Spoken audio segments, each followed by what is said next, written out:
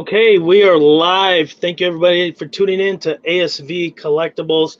This is something a little bit new that this page hasn't done yet, sort of. It's just pretty much a statue chat shenanigan kind of situation. We're really not specifically doing anything special. So anybody that joins the chat, they want to chime in, they want to talk about some specific statue, whether it be license, customs, STLs, patrons, don't care if it's statue related. I want to know about it. And today we have two special guests, Marcos, our good buddy Marcos. You've seen him on Jimmy's channel. Man, you've seen him everywhere. And then there's Jacob. Man, thank you, Jacob, for tuning in. I know he's new. And he has an amazing collection behind him, so we'll get to know Jacob here. How are you guys doing? Doing great, dude. Just, it's Friday. Marcos, what's good with you, man? Yeah, man, same as Jacob. It's Friday, man. But this time, Friday, last time I had Jid and Jacob and all of them fucking wanted to throw up. So now I got some good whiskey this time. That's respectable. I never had it before. It's called the Kyoto, but here it is. It's a good little. It tastes pretty good too. The first sip, so yeah, I'm excited about that. But no, Is man, it red? Yeah, it's red, man. I'm all redded out because you're Deadpool right there next weekend. Let's go, baby.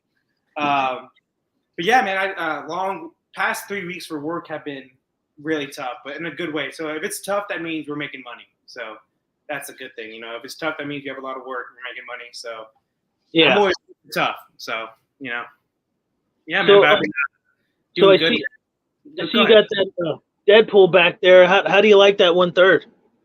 I like the 1/3 a lot. I got on a super good deal, dude. So Sideshow had it on sale already for it's usually it was $1,300 or $2,900, something like that.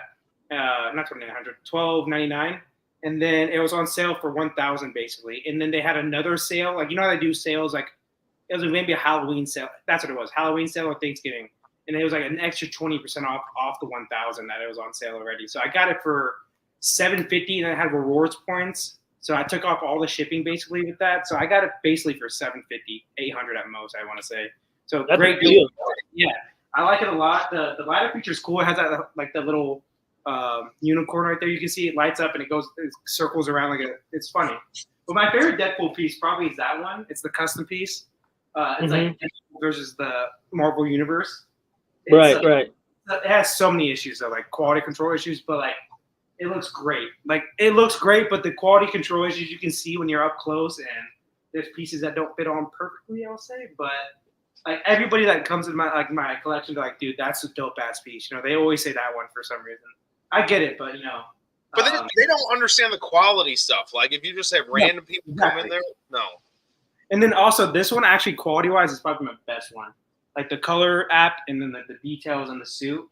But another quality control issue that unicorn and Deadpool was stuck on that one peg, as you can see right there. And if you move it, if you blow in its direction, it's gonna wobble a little bit. So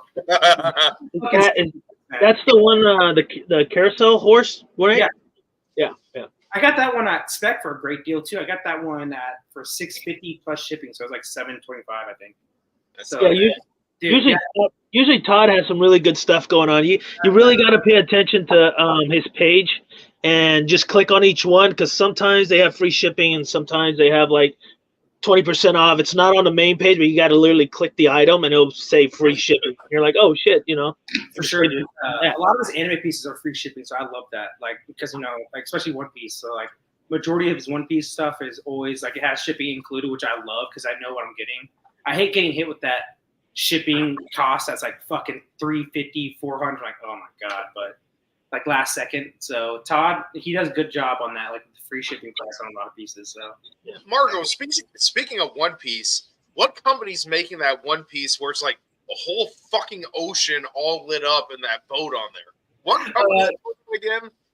That's a custom. That's a unlicensed company. I think it's WIP Studios, WIP. I think. If I'm thinking of the one you're talking about, I'll look it up real quick and put it up. It's huge. It's huge. I'm trying to think. You said it's a boat in the ocean, right?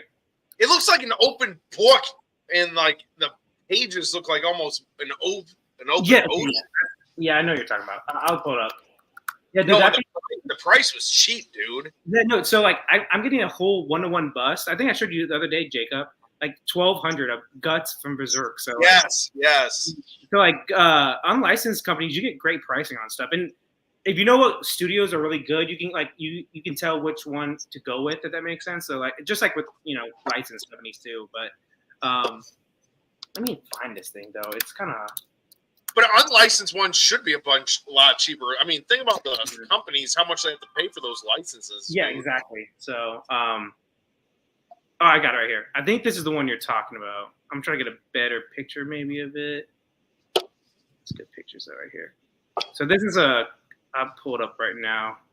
But no, this piece is awesome. I actually have the Infinity Studio piece of this, so I'm not going to get this one, but people that have you have the big boat one, yes. Yeah, so I'm gonna get that. So are you talking about this one right here? I can't see it. Can you? I think Will has to share it though. Yeah, there he goes. Is this it right here? Yeah. So yeah, it's like a huge scene in the whole story, and like the light up base, obviously, and it's like a book too. I don't get the book part too much because like manga chapter like volumes aren't like really a book; they're more of just like a paperback. But it's a really cool piece, man. Like I love it. It has like the whole scene in it, so it's awesome. And yeah.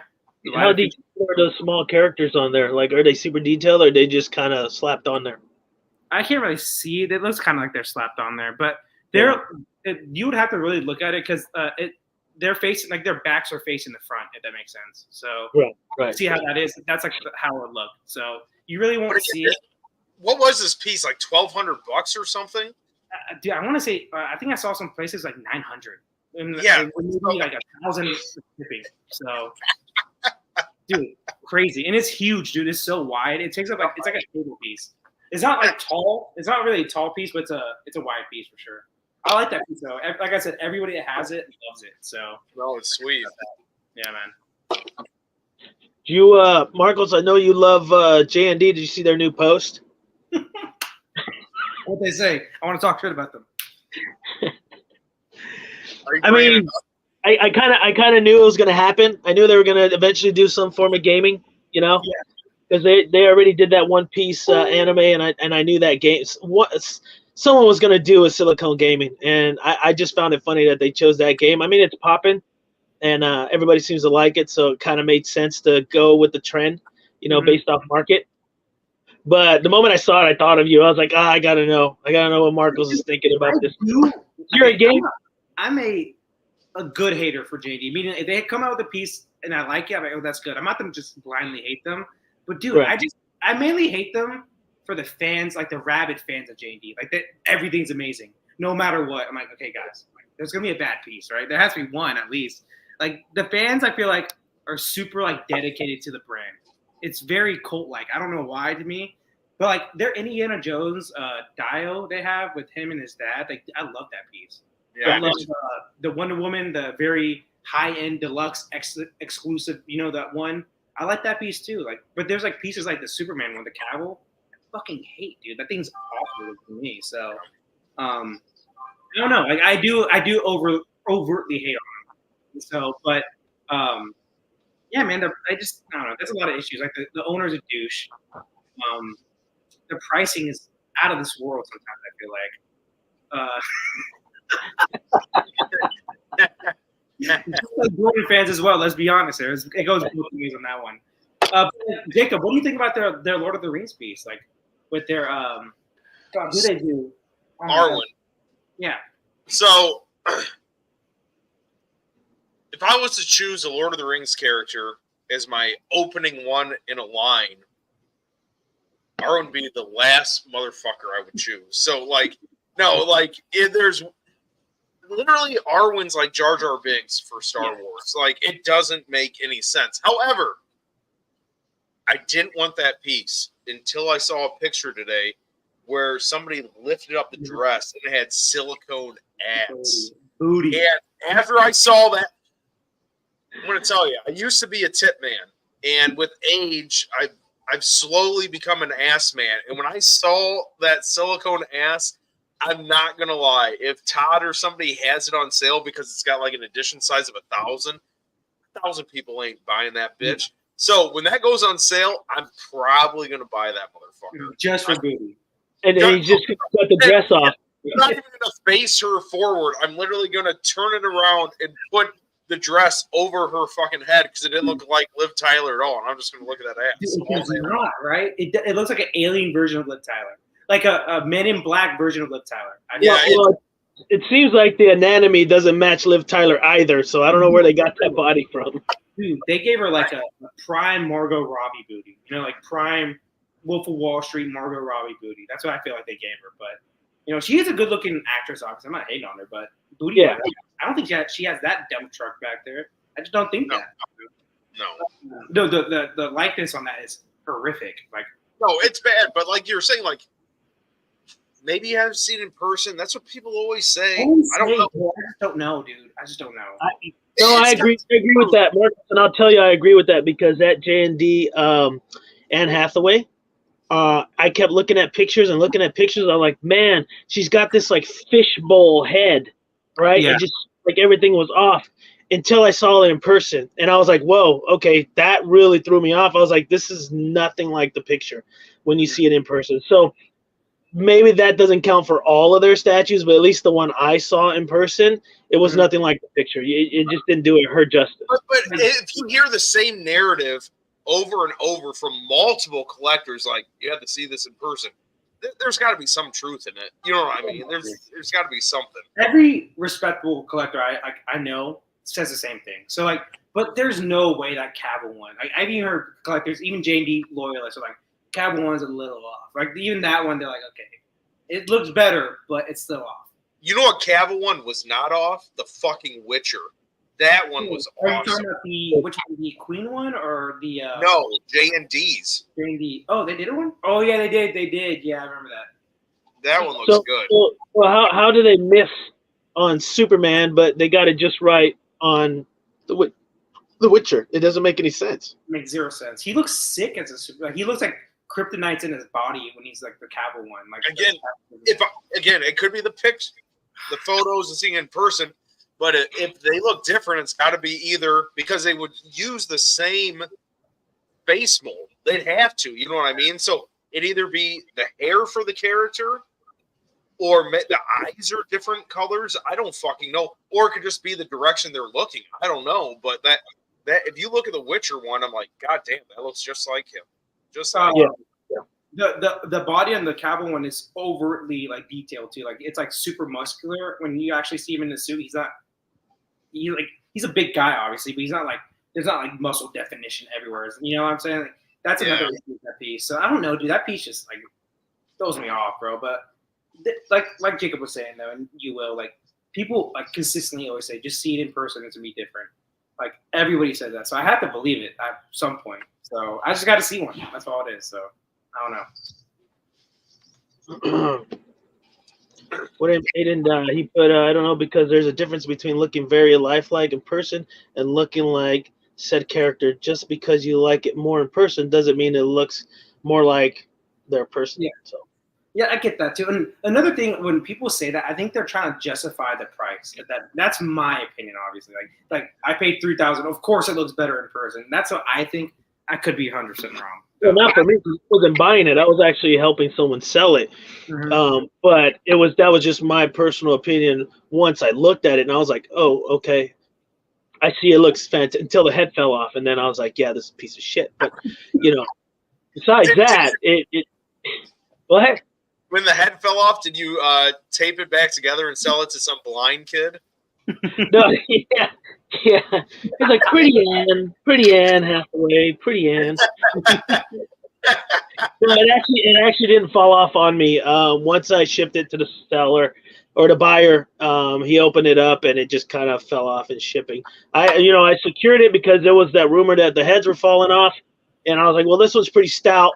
So I packed it nice. I kind of made it sure it didn't wobble in there or anything, and then sure enough, he picks it up and it falls. I was like, damn, that's tough. Now, how the fuck do you get, again, a $3,000 statue and the heads are just popping off? That's crazy. Yeah, I don't know, but the way it doesn't matter if it's a license or a custom piece or you buy it from somebody. There's always a stipulation before you receive it, right? So it's too late. You already paid them the $3,000. You got your piece. The head fell off. File a claim. Big deal, right? That's the way they see it. Once they fulfill their ES and what they promised, whatever happens after that happens. You know, if you have it in the room, if you have it in the room and the face starts melting off and it's 70 degrees, you're like, wait, why is it melting? It's like, well, too bad for you. Yep. If enough people have the problem, though, like companies like Weta Workshop, they had one of their latest pieces, Salvation of Mount Doom. The packaging was terrible, and collector after collector after collector that got it in, the wings on this giant eagle were broken, and they eventually sent out an email saying, hey, if you got one of these broken ones, take pictures, and you can either get your money back, we can give you a partial refund, or you can send it back to us, and we'll make you a new one, and you'll get it in a year. So, I mean, if there's massive issues like that, as a company, you're gonna have to do something. I remember, like if it's like one or like say like 1,000 pieces comes out, and maybe 100 have an issue, you can probably get away with that. But like 300 have an issue, that's where people like really start getting pissed off, and a company to save obviously like public relations, obviously they have to do something. I remember Ant had the same issue with the Storm 1/3, where like the during shipping something happened where like these little bubbles came up from the paint consistently on like the body. So he had what Ant did was a good move because people loved it. He either did what Jacob just said that Weta did, like full refund, or you can bring it back and they're going to send you out a new one if they have it in the warehouse, or they're going to make it. So they definitely lost money on that piece, but in the long run, I think that works out though. If you're a company that's going to be a long run company, for sure do that. But if you're a company that's trying to make a quick buck, I doubt that company will ever do anything about. Again, that's the only time customs are scary. If you don't know the custom people, they might just take your fucking money and run at that point. You know what I mean? Yeah, I love customs though, but 100 like they can do that. Like there's no there's no repercussions too. You're like, oh fuck it. Like I got. Well, I mean there are some repercussions, not in terms of probably legal action.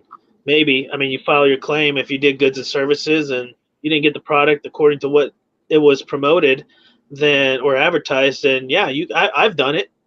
I've got pieces that were nothing like it was advertised, and I got proof of conversations, and I said, look, PayPal, this is the situation. This is what I got, and I want my money back. And they paid me, and I got it back. Even after a year or so. It was surprisingly, because I know there's some clauses with that. Mm-hmm. So I always just do goods or services, even your credit card. So if you read your credit card statements and stuff with claims, it could go past a year, and as long as you have the verbiage or a contract, you'll get your money back. So it's just one of those things that make sure you find a reputable people that are commissioning if they're customs. Make sure you try to get some form of contract. There's a couple of custom companies right now that I know of, and a new one starting up here soon. I've talked to some people, and they're like, well, we'll have a contract. So we secure their money, and we also secure, the future customers that, they'll get their money back if the group fails, right? Because a lot of group, they can't finish the project, and they just bounce. And then they don't refund anybody. So it does happen, not to say it won't, and you don't get that issues with license companies. So yeah, I mean, I've shopped customs, man, I think since 2020, and I only had one issue, which is the one I was speaking about earlier. I've always received my product, no problem. So you just got to find out what companies are reputable and who's legit and those sort of things, and you should be okay. But I've personally just that one issue, and I came out pretty decent in that situation. So, yeah. And I know Marcos is down. Jacob, I'm pretty much more of a custom guy. I've done license. I do have license pieces. I got 3 Prime 1s. I got some Iron Studios. I got a couple other stuff, but mostly customs because I just like the way the art direction goes with those pieces. And I know Marcos is looking for a 1/3 Batgirl that might be coming soon. Either LBS or customs, but something's going to show up here pretty soon. That's cool, man. Like I remember Jay was like talking to me, and then he sent him some ideas, and I sent him some like Batgirl on bike ideas, and he's like, "That's interesting." And then like on the show when he came on God, like he's like, I'm gonna do a Batgirl 1/3. He's like, "Oh yeah, Marcus gave me that idea." I'm like, "Oh shit, he's using my idea." So that was cool. But like, I was like, that was like a shot in the door. I'm like, man, that's a big piece if it's a 1/3 on a bike. It's like, damn, dude, that'd be. I'm like, this is cool though, Jay. That would be cool. I'm like, and he's like, oh.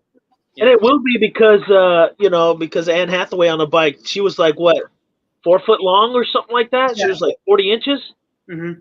So imagine Batgirl on a bike with maybe Killer Croc right underneath it. Or what he said is he's gonna have the bike kind of up. You know that Ghost Rider piece that Sideshow is doing with the bike up. He's gonna do something like that. But he said it's gonna be a full bike though. It's not gonna be like a half bike. So we'll see how it comes. He said that'll be far in the future though. So, but I'm gonna wait. I'm gonna wait for sure because that's like my third favorite Bat family member, and I need her in 1/3. So, and no company wants to do her in like a comic form at all. So I just can't wait, man. LPS doing some good stuff. Close? The Sideshow's pretty close, or is that more game? I do it at just 1/4, so I need it in 1/3. But it's comic, right? Yeah, it's like an artist interpretation, but it's definitely comic. It's not like it's a 1/3 Arkham piece that they did in Prime 1. I hate that piece though. Like she looks like fucking. She's not sexy first off, and it's just a boring piece. It's like a boring. Yeah, no ass, no tits, face looks kind of dykey. But it's not an appealing piece to me, so I just never wanted to get that. So I was just, I was hitting you up, Will, like if you could find anybody to do it or if anybody's done it. But I'm just gonna wait until Jade. If nothing happens there, I'll probably just go custom out with somebody. I always said on the show, man, I'll pay like $8,000 for a good ass 1/3. Well, now I'll know what to charge you. Mm-hmm. no, I meant $2,000. Make it sound cheap. Like this is $7,000. Like, oh yeah. But yeah, I don't know, Jacob, because this is my first time meeting you, and I see you got a lot of stuff going on back there. You've been collecting for a long time. I don't. If there is a custom piece you guys are looking for, Marcos knows to ask me. I have a lot of connections in case it's something that's sold out, and you're trying to look for it. Hit me up, man. Whenever you see that you like me. Yeah. Will, you're an echo right now. Yeah, a little bit echo. Is that you or me, Marcos? It's can you hear me, Jacob? I can hear you. Yeah, it's definitely you, Will, then, because I hear it too a little bit. Yeah. Well, that's odd. Yeah, it's all good. But Jacob, if you want to like talk about your collection, man, for people that don't know you, and just talk about it a little bit, man, if you want. You don't have to go in super detail. I just want to, you could just explain what you collect and. I mainly collect Lord of the Rings stuff. I got Weta Workshop. That's probably most of the stuff I have. I have like every single United Countries. I have ordered. They're not all up yet because I got to set up my new module spaces. But I got all the Prime 1 Lord of the Rings stuff. I got all the Infinity stuff pre-ordered. I got Game of Thrones stuff too. Like I got all the Prime 1 stuff of that. And the bus by Infinity Studios, the custom Night King bus. I forget the company. I can't think of it right now. What else do I collect? Some 80s shit, like that new PCS, Teenage Mutant Ninja Turtles. I'm getting that. I'm getting their Ghostbusters. I got some Indiana Jones shit, some Nintendo shit, Army of Darkness, and Evil Dead. I love that. And then there's one piece I ordered this week. Doesn't go along with my collection at all, but I fucking loved it. It was that new Guts and Casca piece by Prime 1. Yes. I'm getting it too. Fuck it. I'm going to do it tonight. But yeah. No, dude. How good does that piece look? Dude, it's right when I saw it the first showcase I did, I was like, dude, I was like drooling. Like, this is. Because I'm not the biggest Berserk fan, but I do love it. Like it's one of my. But like, it's like one of my. It's a very iconic manga and anime. Not really anime, but manga for sure. And that piece, dude, it just spoke to me. That's my favorite scene of the manga, TV show, or anime. Dude, they do such a good fucking job. They have everybody in the God's hand in the back, right near like the like in the back of the base, and like the monsters right around them. Dude, the only issue I guess you can say I have is like the water is like too orange a little bit. That's about it. That's not even an issue, dude. Yeah, that's what I'm saying. It's like I'm trying to find something, but like that's it, I guess. But now most pieces at least for me, when I see them, I'm like, that looks cool, or like, that's nostalgic. I like that. But this is one of the few statues I've seen where I'm like, wow, this is a piece of art. Like, this is literally a work of art. Like the paint job, whatever they did, even with no lights on it, it almost looks better with no lights on it. I'm like, holy shit! Like, yeah, 100%. Dude, I always say, because I love light up features, but if your statue doesn't look good without the light up feature, don't get it. But like that piece looks amazing without it, and with it, the light up features just enhance it, and that one it definitely enhances it. But I think without it, it looks as good or maybe even better in some people's eyes, like you're saying. So, dude, they just knocked out the fucking park, dude. That piece is. That's more like a 1/3, right? Like the size of it. I know it's quarter, but it looks like the size of a 1/3. Yeah, width-wise for sure. It's like width is actually bigger than most 1/3s. I think it's like 75 centimeters, so it's fucking huge, man. And then like 72 depth, and then like 75 height. It's just a big piece, man. And not talking about shipping, because they're going to jack the shit up on that shipping. Just looking at the price right now, not including shipping, I didn't think it was bad at all for what you're getting. Again, you're getting 2 quarter scale figures. You get that huge freaking base with it's literally like the Marine from Doom with all the stuff going on, and you get a light up feature for what was it, like $1,800? $18.99, yeah. Yeah, I don't think that's bad. Well, there's a site I know that includes shipping, so and it's like 22 all in with the shipping included. So I'll probably just go with them because I know what the shipping is. I won't get like screwed in the back end, obviously. Yeah. So I'm probably gonna go with that site. No, that's way cheaper. Yeah, I can't say it out loud, obviously, but like I'm gonna go that site probably and just go from there, man. But it's definitely happening. I just No, because Prime One, they're gonna charge. It's disgusting. $700 for that thing to ship. It's fucking gross what they do, and like. I know I have friends that say they gotten good customer service, like if their product's broken, this and that from them. But I've also heard like horror stories from Prime. Like, oh no, it looks good to me. Like, what, dude? This piece is like sideways. It shouldn't be like this. And like, what? No refund, no other thing. So I just can't trust Prime One, and the shipping just. Even the refunds they give you, they're like, "I'll give you $70." Like, $70, dude. What? Like, thanks for the help, bro. Like, things like I can buy a couple meals with this. Thank you. Yeah, thank you. Yeah, I haven't bought Prime One in a couple of years. I think the moment I stopped was when I got the 52 Wonder Woman, and the shipping. Actually, I think I got it before that whole COVID price jacking shipping thing. I think I paid like $88. You know, it was so good. Cheap. Yeah. Oh my god, that's so cheap. Yeah, it was a good price. Even my Superman Hush Black, I paid $190, and people were telling me they paid like freaking $400. I was like, whoa, man, I must have bought it at a good time because my shipping was great. And after that, I was like, yeah, I'm not buying direct from Prime One. Sorry. Never. I always say never, dude. And I love those sales like they're having one right now, a summer sale. If you know a sale, like they announced last year they're going to do a winter sale. So I checked before the winter sale happened, and I checked like shipping prices. And I checked the same piece when it was on the winter sale, and it was like $200 more shipping. I'm like, you fucking bastards, bro! Yeah. Like, fuck you, dude.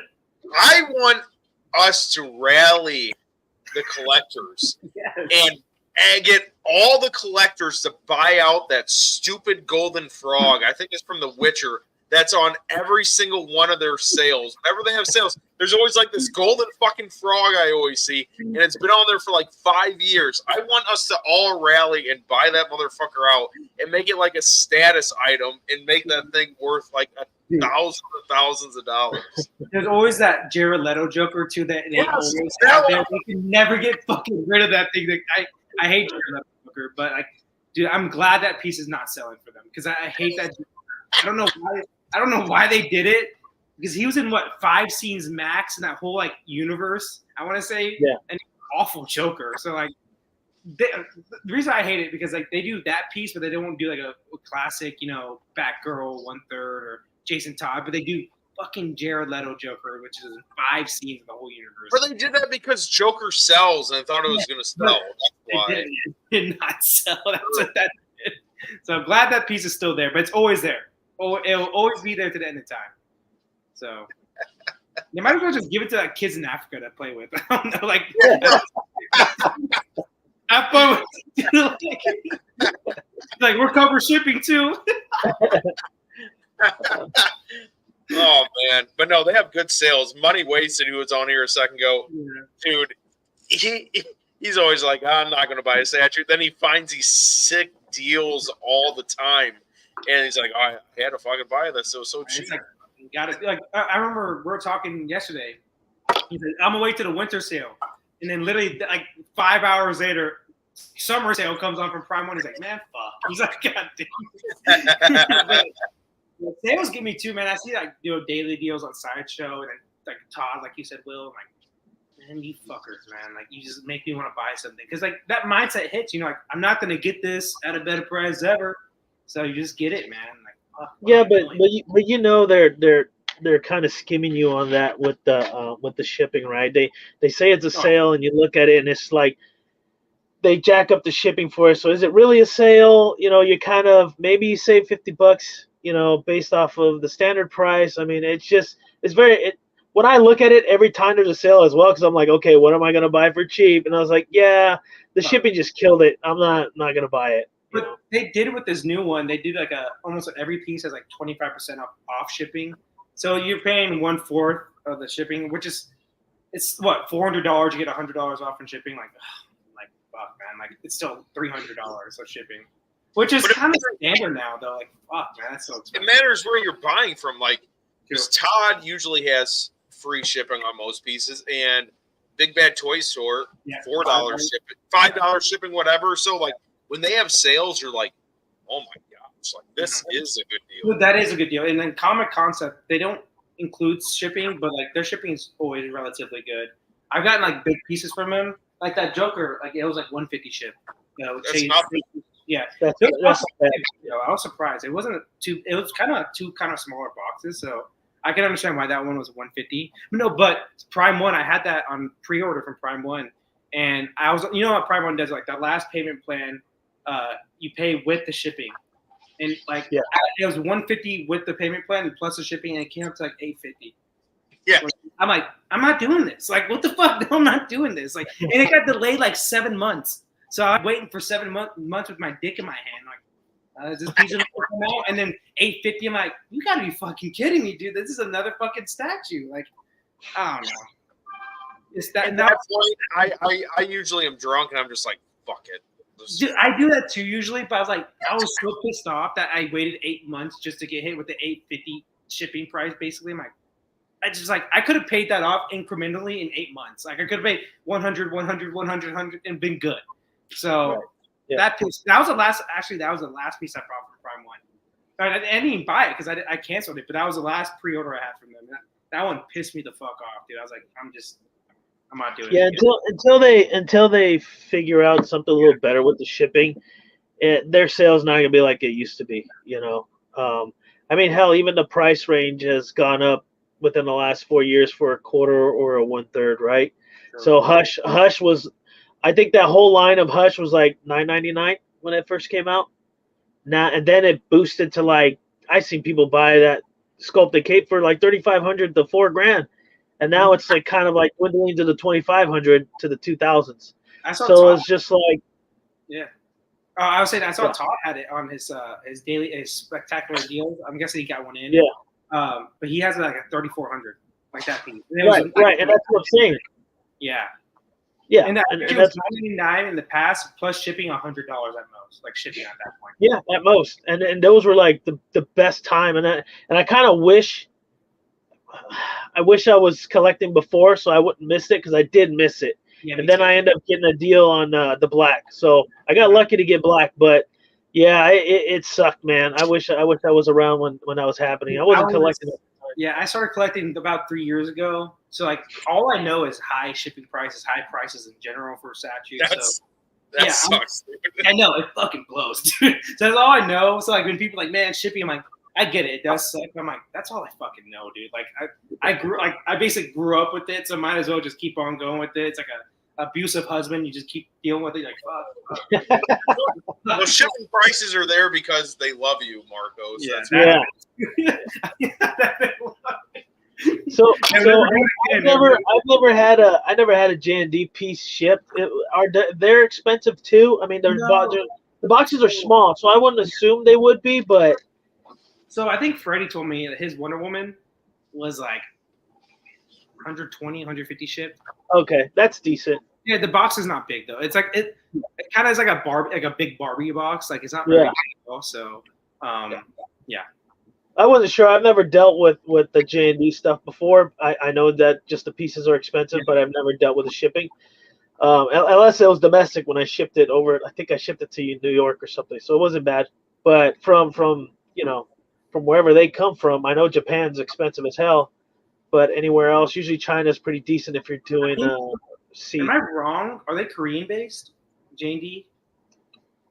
Are they? I have no idea. Yeah. Well, they probably ship from China, obviously. I know that problem. Like they probably ship from China. But I think they're Korean. You think so? You don't think they make it in-house in Korea? No, it's probably too expensive. You think so? Oh, no, with their prices, they're probably making a huge profit. Fuck them. Never mind. I forgot about that. They're more. I bet you. I'm not joking. I bet you it costs $300 to make that statue. Like every statue they have, and then plus obviously the license. That's like different prices. But I mean, like to physically make the statue, I bet you it's around $300, $400, maybe $500. I bet it's more than that, dude. I don't know because I know a lot of the distributors that sell J&D.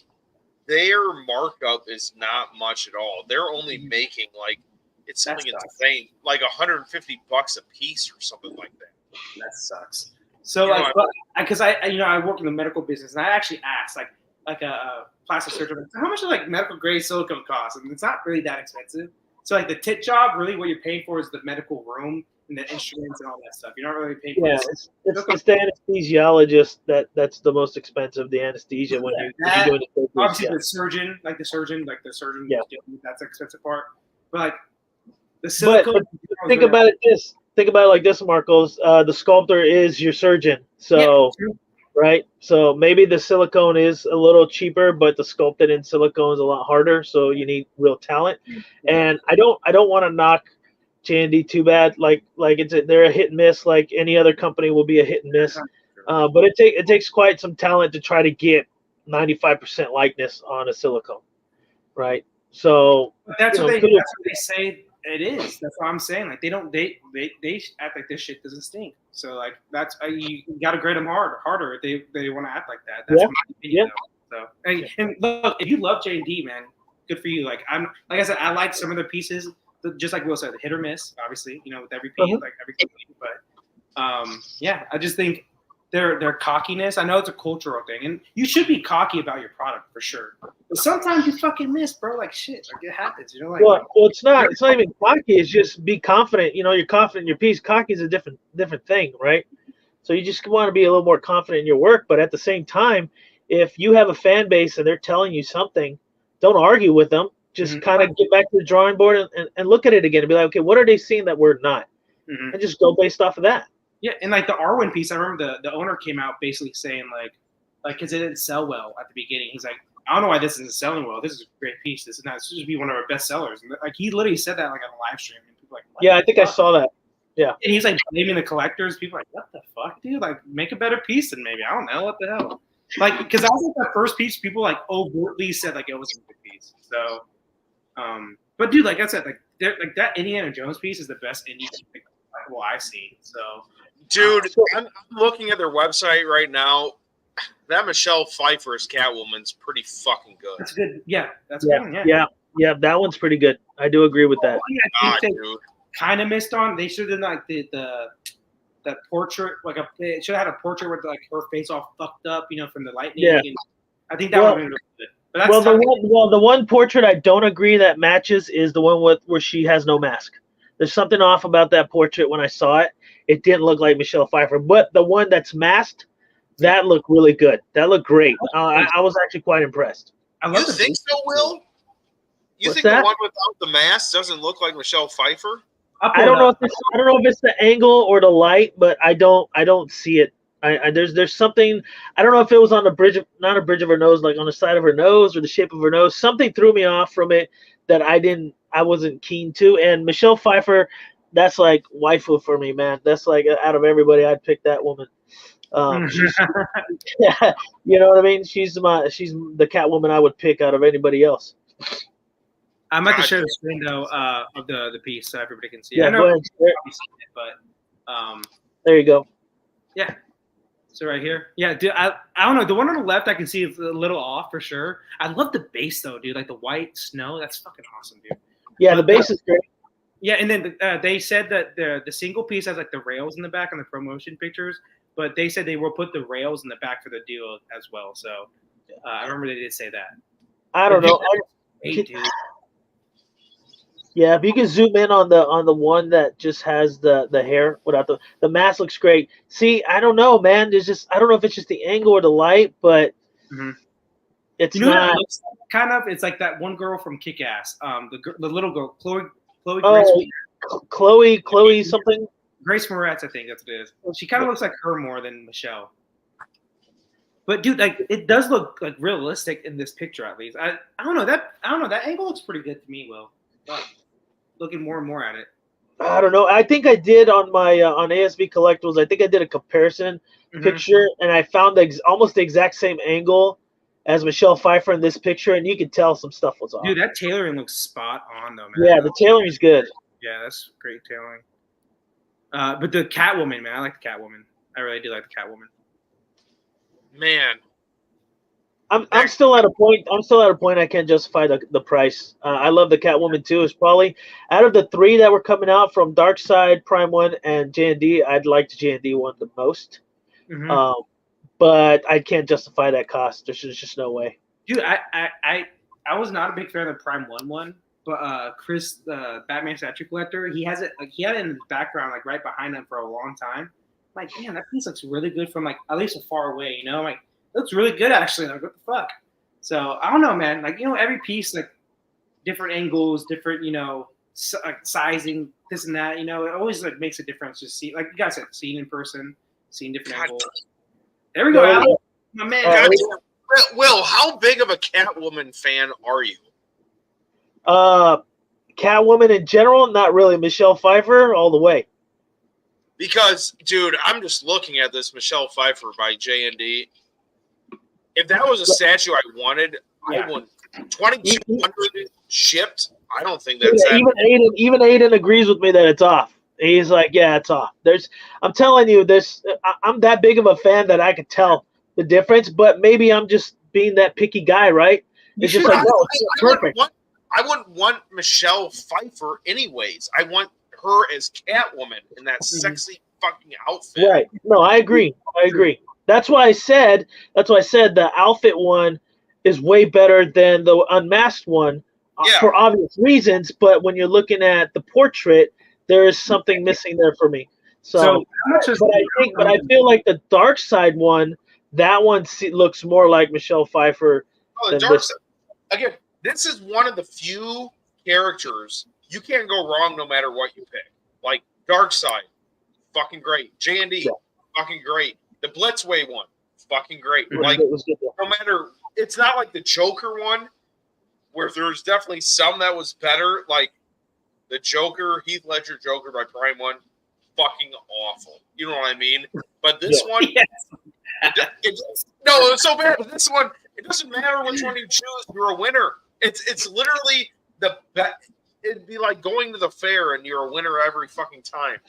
Thanks, Alan. I'm gonna pull up this. It's like the single version. So the single version is. Can you guys see?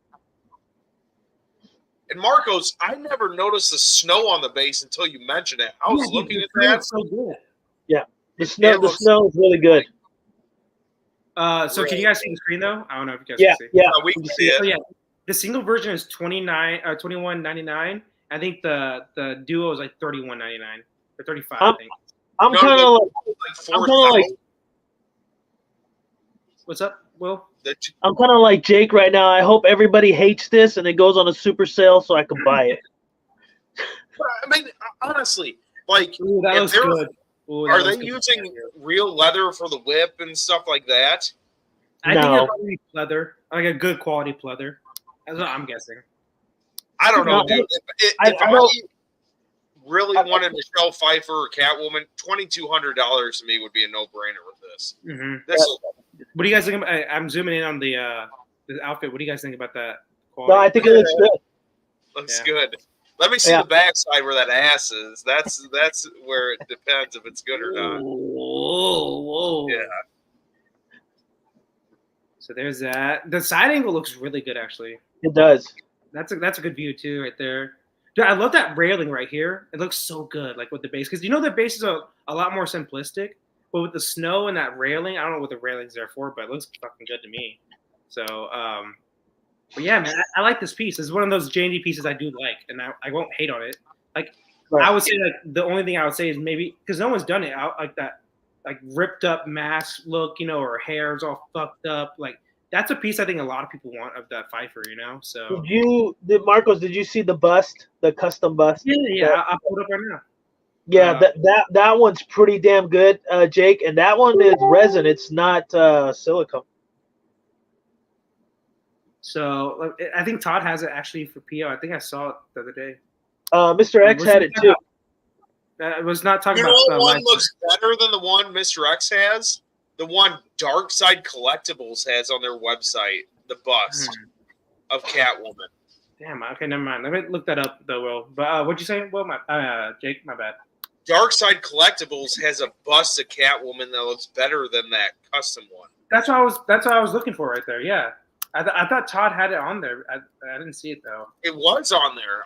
I saw it yesterday. It shows half their ass. It's great. I swear I saw it too. Yeah. Let me look it up again. But dude, it's like a torso, right? Like a full torso. Yes. Yeah, it looks good to me. Shit, like I liked it. I just looked up Catwoman bust and it's on there. All right, cool. Hold on, Marcos. I'm gonna see if I can find it. What's up? I said I'm gonna see if I can find it for you, and I'll just send it. I got it right now. Or maybe you were thinking about two different pieces, but well, there's a custom one that looks great, but then there's one by Dark Side, and it has a little bit more, which shows a little more of the assets. So right here. So this one, I like the base, the simplicity of it for a bust, like a torso bust. I like the finger. That's a really good pose too. I like it, man. I'm glad they're doing it. Like I hope people buy it too. I like it. That's what I would consider this custom one. I think it was like no arms. It was no arms, and the back was just black. It was like it was just black resin in the back. And but I love the portrait. I just sent it to Marcos, both portraits. And they were thinking of doing they've showed the kind of like the hair, face and the hair. Yeah, it's for what I'm saying is for a resin bust. That thing came out on point. I mean, I really like it. And Mr. X said it was only like what did he say, like under $1,000? Yeah, but the shipping was $1,600 out the door. Is it what's that for a 1-to-1 bust? That looked that good, and it was all resin, which was crazy. Right. Yeah, we should be able to see it. Yeah, dude, I love those blue eyes, man. Fuck. Yeah. So this group, this custom group teased the hair version, right? Like the J&D one. So they teased that version. So this one, they did have the deluxe where you could swap out the face, the bottom of the mouth, so you can have closed mouth or open. But they decided not to do the hair. But they're always teasing the version with the hair with half mask and all kinds of stuff. So it's pretty cool. The only thing I didn't like about it, and I was gonna pick this up, was it's a wire transfer, and I don't do wire transfers. Yeah, that's true. That's the only way to do it is wire transfer. Yeah. Apparently they're out of the country and they had issues with PayPal, so they just do wire transfers. So you got to really trust them. Have you dealt with them before or no? I haven't, but Mr. X has. I think Sick One picked up two of them. I think they're Joker and their '89 Batman. I've seen that '89 Batman. That's a good piece, I think. If we're talking about the same one or thinking about the same one. Yeah. I think it's a good piece, yeah. It's like a kind of it's the same style. No arms, just the upper chest and the head. Everybody has a cape too, right? It's like a It's got the Yeah, it does. Very, very. They do very good work. Aiden said he has their Reeves one. He had their Reeves one. So and that one came out really good too. If you haven't seen their Christopher Reeves one, man, that thing was fire. What do you guys think about the J&D of Reeves? I know that they came out with that like maybe a year ago now. Like, I think we talked about that on Jimmy's channel the last time I was on. Remember? I think we like for 30 minutes we were complaining about it or kind of justifying it. There was because they had changed it. Yeah, they did change it. I was just about to say they did an update, so they listened to the fans finally and looked better. Fuck, man. Yeah, I'm a little bit. You could tell. Like I'm just maybe being picky. That's just me. But you could tell something different. What's up? Clark Kent, when he's Clark Kent, was fucking amazing. Yeah, with the glasses and everything. Yeah. Dude, I love Reeves so much. Like, not the third movie, fuck that movie, but the first movie is so good, dude, because like he plays. It's like the reason why I haven't loved like a Batman because there's never been a guy that's done Bruce Wayne and Batman well. But Reeves did a great Superman and he did a great Clark Kent. You know, he just got screwed the back end with bad directors at the end, but bad stories. But yeah. You know, speaking of Batman, I think the only guy that pulled off the real playboy, Bruce Wayne was Val Kilmer. I don't think he did a good Batman, but I think he did a really good Bruce Wayne. I think Bale did a good Playboy. Remember that one scene when he's like, "I'll buy the hotel." Remember he did that. That was a good one. But Val Kilmer had that fuckboy look, Playboy, right? I think he did the best. I think he did the best Bruce Wayne kind of like personification because he had that look. I agree with Marcos, dude. Bale, in my opinion, was the best fucking Bruce Wayne. Yeah. And I wouldn't be hated here. I think Pattinson was the best Batman. Me too. But overall, I feel like Michael Keaton's the best because he's in the middle of both of those. Like, dude, second place for fucking Batman Bruce and Batman would be Michael Keaton, I would say. Yeah. But I think I'm so I agree with you though, Jake, that I think Pattinson is easily the best Batman. Fight-wise, choreography, look, demeanor, how he has detective skills actually. He's the best Batman. But his Bruce Wayne, that's what I'm saying. I'm giving him 2 movies at least. Because if he's the same emo fucking Nirvana fucking Bruce Wayne, I'm going to lose my mind. But his Batman in the first movie was amazing. But fucking Bale's Batman was so fucking bad, dude. Like, it was bad. Dude, I could not get over that voice. The first movie, he actually had a good voice. He's like, where's that? But the second movie, he went over the top for some reason. I'm like, what are you doing, man? Well, I need to watch Batman Forever again because I want to give Val Kilmer another chance. No, look, you gotta, because when I watched it, we were a lot younger. I don't know how old you are, but Michael Keaton's my favorite. I'm that old, so. But yeah, you gotta watch the Kilmer one because I rewatched all of them. And don't get me wrong, I think Bale's probably, besides the voice thing, I really like him as the Batman. But my favorite's Michael Keaton. So it's like Michael Keaton, Bale, and then the rest of them don't really. But when I think Bruce Wayne, I think Val Kilmer really knocked it out of the park for that personification, you know. But didn't he have a turtleneck on in that movie, or am I thinking of another Val? That was Michael Keaton. Keaton had it, yeah. I'm about to say he had a turtleneck, yeah. Ricky Bale, yeah. He had it in the scene where he's in his mansion. He's got the turtleneck. Yeah. I think it's the '89 version, maybe with Michelle Pfeiffer, and their like fireplace thing going on, and he's got that turtleneck, the black one. Yeah. Well, if you're doing customs, why don't you do a custom '89 Joker? Isn't that a no-brainer? There's a 1/4 one. And there's a custom bust too. That's amazing. Yeah, there's the bust. And people have done the customs. It's just like if you're not in the custom games much, and that's not what you're looking for, you'll miss it. But the same people that did that bust at Michelle Pfeiffer, they did an '89. Really? Yeah, they did an '89. I think Flamester has it. Yeah. I think Sick One had it too. Sick One might have it also. Yeah, it's a great. They did a good job. It looks just like them. They did a good job. Huh. I'm surprised. I know I heard from other people, they said that the license is so much for Jack. So I'm guessing what they're going to do is like wait till he dies, like his family estate. He's going to wait till he dies and sell off all his likenesses to all the companies, which sucks, but it is what it is. Yeah.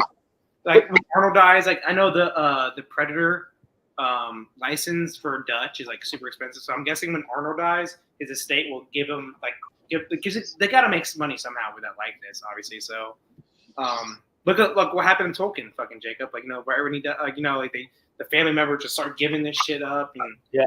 For a load of money though. Yeah, it made a fucking dude like so much money, dude. Fucking Amazon how much did they pay for that dog? They paid $250 million for the appendixes at the end of a book. Yeah, not even a whole book. The appendixes. But Amazon wanted that because they wanted to make their own story, and they fucking made their own story. I would say fucking that. No. They did not want that. They wanted the Silmarillion, but motherfucking Tolkien they wouldn't sell it. No, but my thing is this: they wanted their own story. Even if they got the Silmarillion, they were going to do their own thing, like how they did in the fucking Rings of fucking. No, again, they just fucked it up. But again, thank God. We'll see if we still have the original trilogy. That's all that matters. That for me, that's all that matters. Like I think the original trilogy is the greatest 3 movies back to back of all time. I would agree.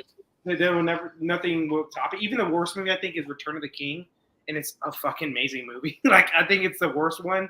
That's like saying the worst of like the best home run hitters of all time. So you're picking. It's like the worst Playboy bunny you ever slept with. They're all pretty good. The third one had a little bit smaller boobs. That's about it. You're like, I don't know if it was quite medical grade silicone in that one tip.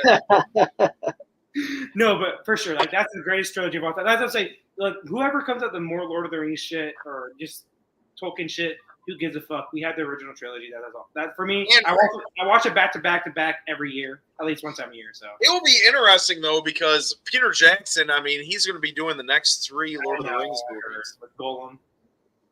Again, the Hunt for Gollum, dumb name. Terrible name. However, Andy Serkis, dude, he's been around for all those movies, and Peter Jackson's on board. Yeah. And they literally told Warner Brothers, like, look, we're going to do this right. We're not going to do it like the fucking Hobbit and you rush us. Like, but dude, the Peter Jackson got screwed on that because he got thrown in last minute, and he's like, fuck, I got to do CGI for these works, which sucks, but it is what it is. True. I just think they should have done it. Like they shouldn't. Once it had issues when what's the name backed out, Del Toro, they should have just scrapped it for a couple months. I know you lose money, but fucking just scrap it, man. Like, fuck it. Try to do it better. And it should have been 2 movies at most, not 3. 3 movies. No, but Warner Brothers, they're doing pretty much whatever Peter Jackson wants. Like Warner Brothers fired a bunch of people like that were Peter Jackson's friends that know everything about Lord of the Rings. Mm-hmm. Like after The Hobbit happened, and Peter Jackson said, "Look, the only way I'm going to come back is if you hire these people back. And these people are passionate about the project." So Warner Brothers actually hired them all back. So yeah, man. But like I said, we got the OG original trilogy, and that's all that matters to me. So speaking of like trilogies and stuff like that, and I know it ain't Lord of the Ring, but what are you guys thinking of the sequel of Gladiator? Because PCS posted their Gladiator. And I just wanted to see what you guys think about it because I'm a big Russell Crowe fan. Me too. And I don't know, man. I mean, it's pretty cool, this Gladiator they put out, but here we go again with likenesses, right? I just kind of see where you guys are at. I mean, I could see it's him. Like, if you bring it up, you could tell it's Russell Crowe, 200 pounds lighter than what he is today, but I just curious because I seen a trailer and I'm just like, why ruin a perfect classic? I love Denzel. Don't get me wrong. I love some of those actors, but I just not really feeling that. So I just kind of want to see what you guys felt about that Gladiator. Man, the commercial. Are you talking about the statue or the commercial or trailer? Well, both. Well, okay. That's why I brought it up. You can go, Jake. The commercial, motherfucking, like when it first started. You're like Vince McMahon in that meme when you're like, oh, okay, like this is too bad. This isn't bad. And then all of a sudden, Denzel starts talking like he's in fucking American Gangster or Training Day. And you're like, what? And then like you can just picture like in the movie, the gladiator killing somebody, he'd be like, "My nigga." Like, what you're fucking picturing. Like, Denzel Washington is going to say this in this movie. If I'm watching a trailer for Gladiator and I can feel that, like, that's not good. And then they go into that rap song. I'm like, what? Like, Ridley Scott, like, I thought I was supposed to like you. What are you doing? And then they're like on the boats, and I'm like, okay, maybe you're bringing me back. And then there's fucking sharks, like literally sharks in the water with these boats. So like, wait, I will give it this though. I heard that is legit true that happened in the Colosseum. So I don't know. I'm not like a fucking Roman, expertise on history, but I heard that was a legit thing they did. It could be fairy tale shit. Back then you never know what's real or not. But yeah, I just heard that was actually a legit historical thing they did. Like, I don't know how they get this out. I mean, honestly, the I want to like this survive. movie. I want to like this. I want to. I mean, the sharks wouldn't survive even if they did back then, especially if they were great whites. So it was something quick. They just ran them in there and see what happened, and then they all died. That's all I'm guessing. There's no way they can get them out. Like, no. Yeah. So I'm guessing that they did do it. That they just died. For me, Marcos, what did you think of the trailer?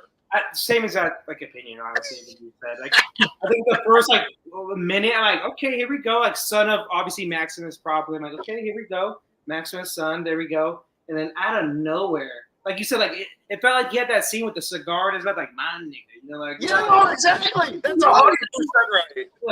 But I love Denzel. He's one of the greatest actors. Like, he's a top 10 actor of all time, dude. Like, so it's like hard to. Put it this. There's too much time in this fucking movie to be bad. But it's kind of hard to watch that style of movie with them in it. Yeah. Right? Like, that style of movie with him in it, I don't know, man. I don't know if he's just trying something new with his career because he's done everything else. And I love him too, man. I much respect for the guy. He's awesome. But I don't know, pulling off I don't know. That's a tough one for me. I couldn't take it serious. I started watching the trailer and he was in it and I just couldn't take it serious. But he's supposedly based off a real character in like Roman history. Well, I'm sure. I'm not surprised that they had that back then. It's not something surprising, but yeah, I was just thinking about the movie, and I remember PCS had put this out, and I don't know, I'm kind of digging it. I do like it, but the thing is, when you start going like this for actors, I'm very picky. Like, I'm more of a comic guy, Marcos. I got mostly comic stuff. I only pull mostly comic. I do have Tweeterhead's Michelle Pfeiffer when that first came out from Sideshow, and I really like that piece. I still have it. But that one you could kind of get away with because she's wearing a mask. But then this right here is just kind of, I mean, I could tell it's him, but there's something off.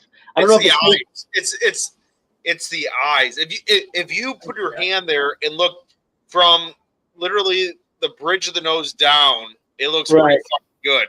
And it's something with that center part with the eye. Can you, Marcos? Can you pull up does he have the mask? He has a mask on, right? There's a picture of him with a mask. Yeah. I think that's I think that's why it caught my attention, because right there with the mask, it does really look like him. So I think you're right there, Jake. I think it's probably just the way the eyes is. Maybe his face is a little more rounder than it was in the movie, but But mind you, again, we're all picky bitches when it comes to statues. Like, if you had some random ass person come to your house with the unmasked one, they would know right away that's Russell Crowe. Like, that's Russell Crowe. That's 100% true. Yeah. With what you're saying, for this price tag on this piece, what is the price tag? It was a decent amount. I think it was like $1,600.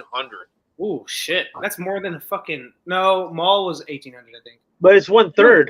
But I think on with the like early bird special, I want to say it was like $1,350. Okay. Yeah. Ryan just said it's $1,350. Okay. I was just looking it up right there, trying to find it. Yeah.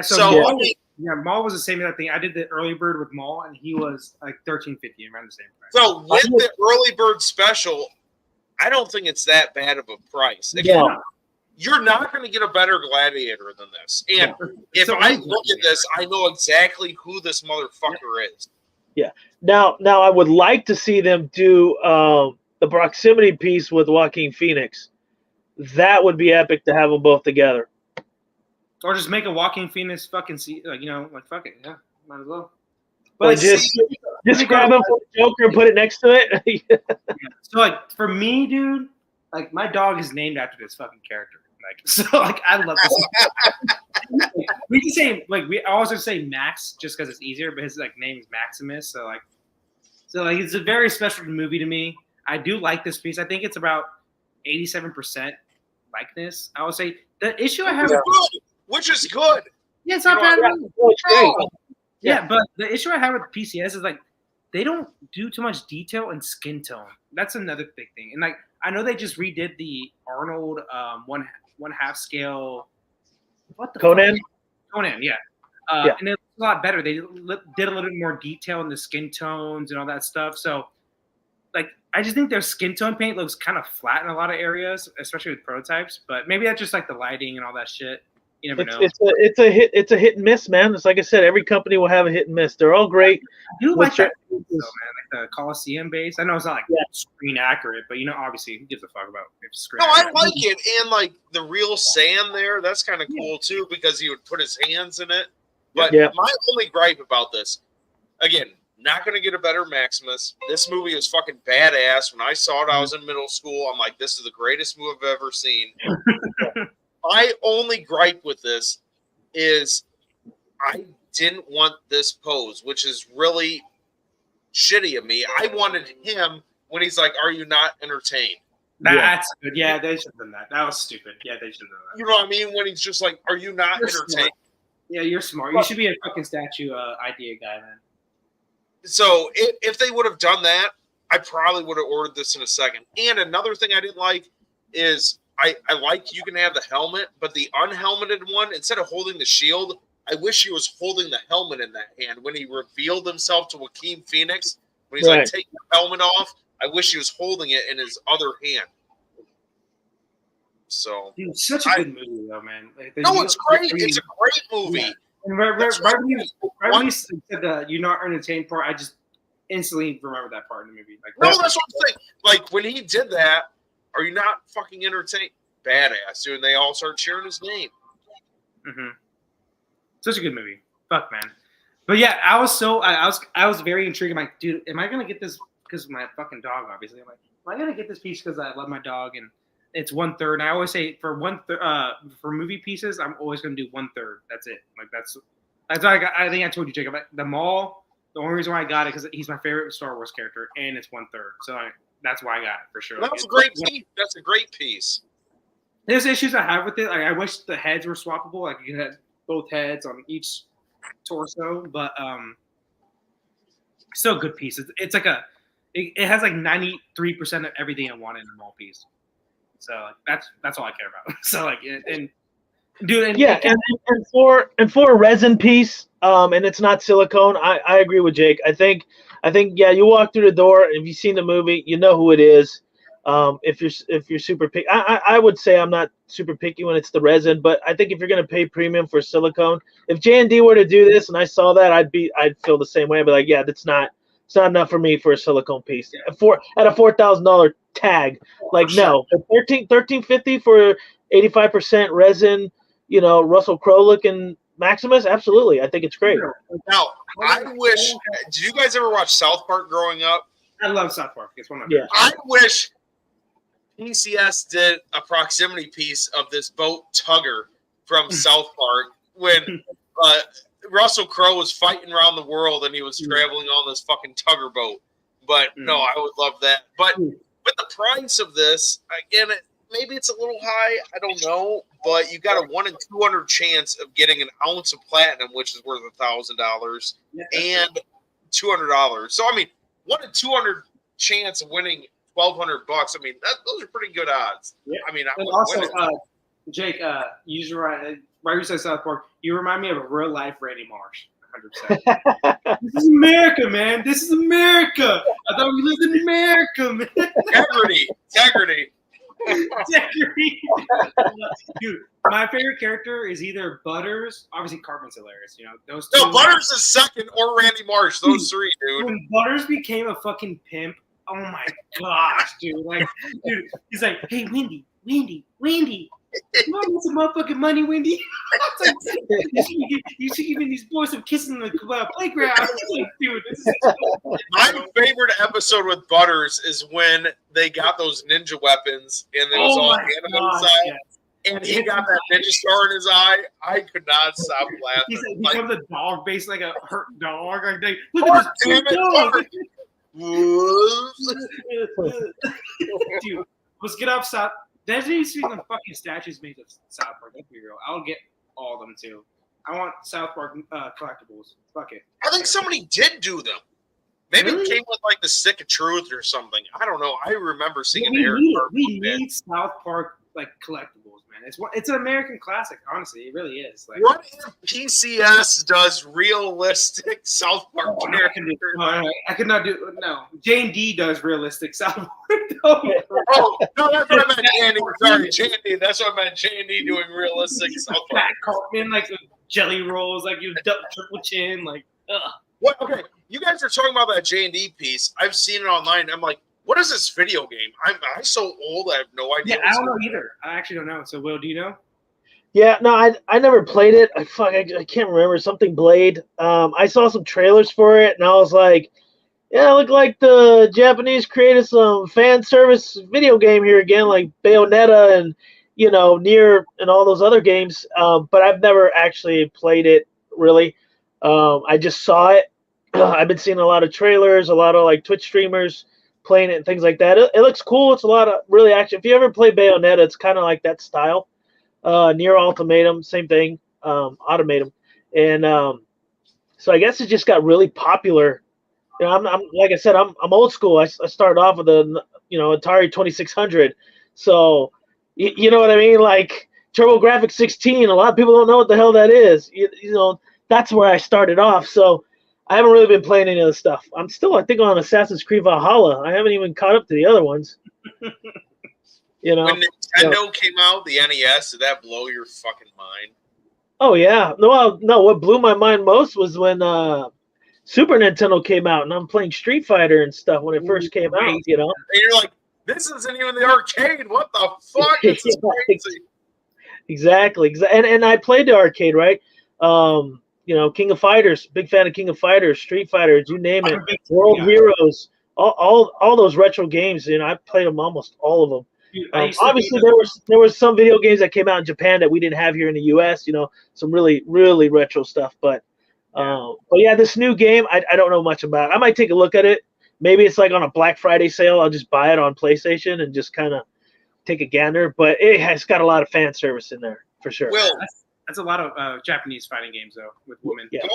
Going back to your childhood, what are like 3 games that really hit you the hardest and there's like so nostalgic for you and like you just have such good memories? Let's go all around. Mine would be Double Dragon. Okay, Double Dragon. The video game, right? The video game, yeah. It was before the movie ever came out. Super Mario 2. Okay. Super 2, yeah. I love 2. I'm sorry, 3 was great, but I love 2. Oh, man.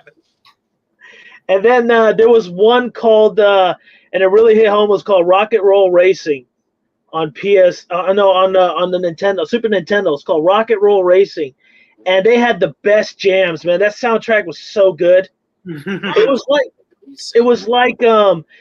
like one of those 2D tracks, and you can like launch missiles and throw spikes on the ground, and you can upgrade the engine, and it was all on Super Nintendo. Whoa, okay. I'm looking at the fucking dude. This fucking soundtrack is legit. Band of the Bone by George Thorogood. Yeah. Highway Star by Deep Purple. Paranoid by Black Sabbath. Fucking Born to Be Wild by Steppenwolf. Radar Love by Golden Earring. Breaking the Law by Judas I'm telling Priest. you. They have Rush on there too. Dude, how did they get all these fucking bands that signed up on that shit? I'm telling you, man, those are the 3 games that really, like, when I think nostalgic, those are the 3 games, man, that hit me hard, man. Double Dragon, me and my brothers, because we're all around the same age, we'd play that till freaking we couldn't play it anymore, you know. And then Rock and Roll Racing was something that we'd be up till like 2 in the morning. We're like little kids on a Saturday, 2 in the morning, playing a game the whole time. Oh, Ninja Gaiden, yeah, Ninja Gaiden's another one. Dude, no, Ryan took it. That was my third option. Now I gotta find a third now. But Ninja Gaiden 2. That game was hard as fuck, dude. Dude, Ninja Gaiden 2 was my first rated M game, bro. I was like fucking 10 years old, dude. I got one more that was the hardest that we never beat was Contra. Contra, that's what Ryan said too. Ryan said Contra. 1 second. Contra was like unbelievably difficult. Like you couldn't beat that. There's just no way. Dude, I had it as for Ninja Gaiden, the last boss. I was on like medium level. The last boss, my uncle had to help me beat that character because I was 10 years old, so like, I was very young. But like I got to the last like level, you know, I was trash probably at the game, you know, but I loved it. Oh, there you go. Oh shit, dude, you got it. Wow, that's badass, dude. Nice. That is badass, bro. I bought that sealed in 8th grade because me and my brother had such a good time playing Contra and I had good memories. I kept it sealed and I just take it out and look at it all the time. Then video games kind of took off, so I got it graded then. Dude, that's badass, dude. Congratulations. That's a cool one to have right there. No, I love fucking Contra, dude. Oh, so what is Aiden saying? Friday the 13th, Metal Gear are the hardest NES games. No. Battletoads and Contra, I swear, are the hardest. Yeah. Battletoads, when you're going down the road, so on the second stage, you're like, you can't beat this game. Mega Man, another fucking hard one. Yeah. But Double Dragon and Battletoads was just as hard. Dude, Battletoads is really fucking hard. Yeah, it was very hard. Yeah, so those are kind of. So definitely Super Smash Bros. Brawl. That's like a classic in GameCube, bro. Like that. My brother actually. Melee. My bad. No neck. Melee. My bad. GameCube. Melee. Brawl's not bad too, but like Melee's definitely the better one. Second one. I don't know what age range are we going at? What age range? Okay, well, no, it's your childhood, Marcos. Like I'm old, so my childhood was that. So Skyrim on Xbox 360 was like my jam for about a year and a half, nonstop every day. I would play that.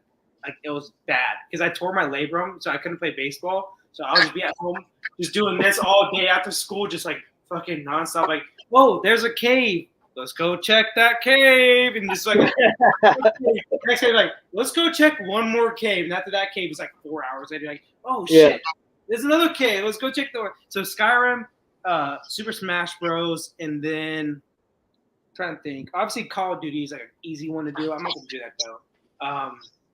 Trying to think. Zelda Ocarina of Time, man. I love that game. Oh my god, I love it so much, dude. I just put Contra away. I got a sealed Ocarina of Time too, dude. I want to get Zelda or Link statues so bad, dude. Like the unlicensed companies ones have such good ones, man. And it's Dream like every Studios, dude. Dream Studios. Yes. They have the young Link's my boy. That's my guy. So that young Link one, I was about to get. I just didn't have the funds at the time, you know, just a different job. If I have the job right now, you know, like fuck yeah, no hesitation. But at the time, you know, I was like right out of college, I didn't have much money. Like I'm gonna save up, dude. I'm gonna get it. Literally, right when I had enough money to get it, fucking sold out. I'm like, fuck. I'm like, dude, fuck. So I would have had to get that and the adult Link or Big Link, whatever you want to say. But yeah, dude, those three for sure were my childhood. And I ordered those links immediately when they went on PO because I'm like, this shit's gonna sell out fast. You haven't? So the Young Link one is coming to me. I missed out on it the first time, and then they Dream Studio said, "Hey, we got a couple left over. We're gonna sell 20 more." And this was like, fuck you, Dream. I didn't even know that. Fuck. This was like 6 months after it happened. Like after they sold out originally, they sold out in fucking 2 minutes, dude. Yeah. So no. Fuck, man. But no, and I got No, that Ocarina of Time, dude. So to answer, yeah, Ryan, I brought up TurboGrafx 16, and Bonk was like insanely difficult game. If you guys ever played Bonk's Adventure, yeah, look it up. But yeah, if you got access to a retro arcade or something, check out Rock and Roll Racing.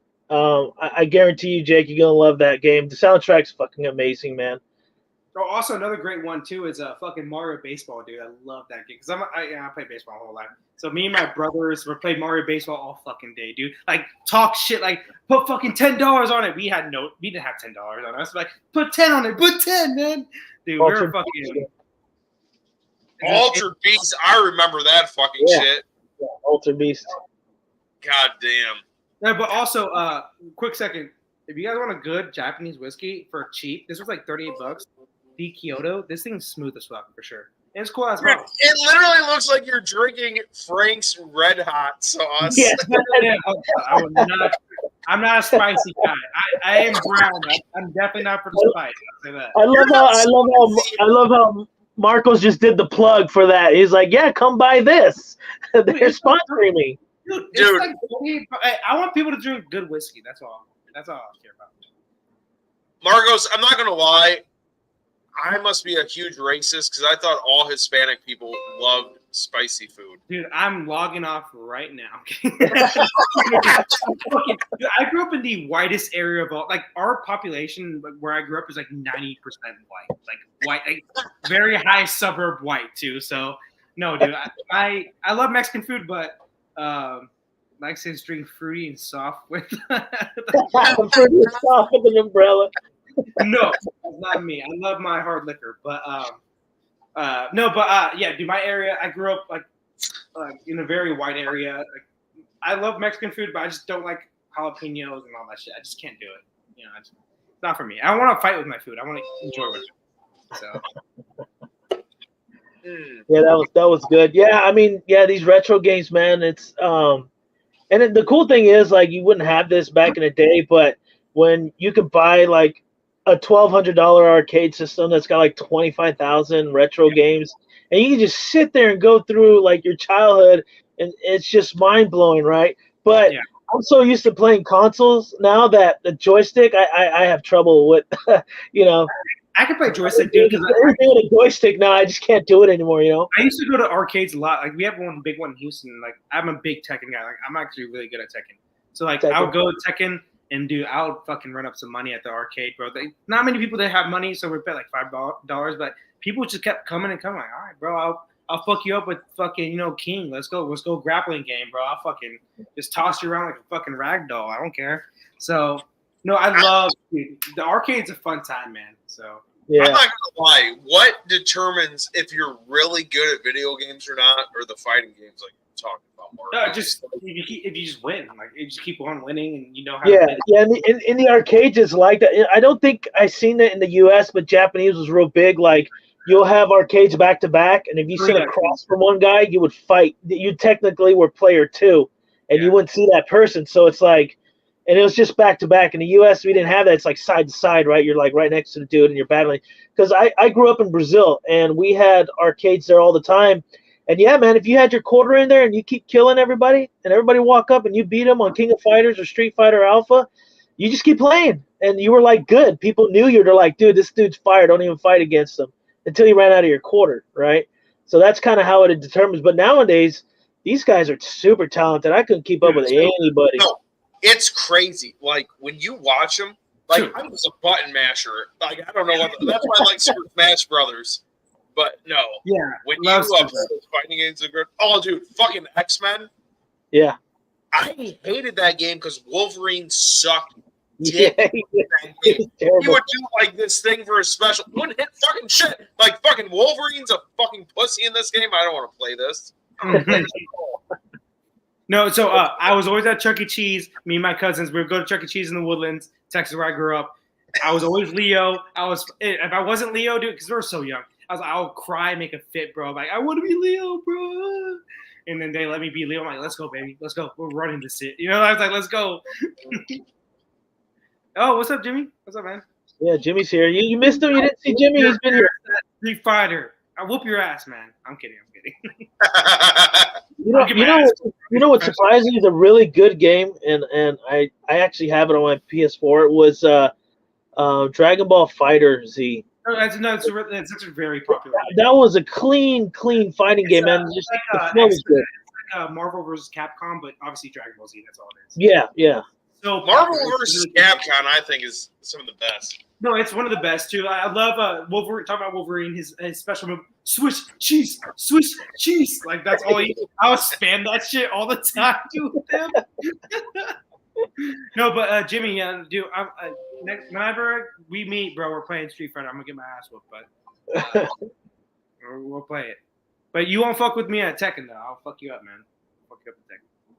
Watch me get my ass whooped too. Like fuck, dude. Yeah. Game fucking genie, dude. Do you remember having to type in those codes with that fucking pointer finger, and it took fucking forever to put in those fucking codes? Yeah, Game Genie. Yeah, I remember those days. Oh man. Also, I hope Jimmy, you're doing well, man. I know you had a loss in your family, basically, so I hope you're doing well, man. Yeah, our condolences, man. Yeah, no, it's tough losing a furry one, man, for sure. It always is. Yeah. If I lost this little fucker right here, dude, I'll be fucking devastated. So, yeah. So let's see. Yeah, man. But you guys want to talk about the new 1-to-1 Deadpool, man? That I'm probably gonna fucking get because I'm an idiot. Are you gonna get that? Dude, I don't know, bro. I was gonna ask, but I was gonna keep it quiet. I was gonna ask. Fuck, man, I gotta pull it up because I like it.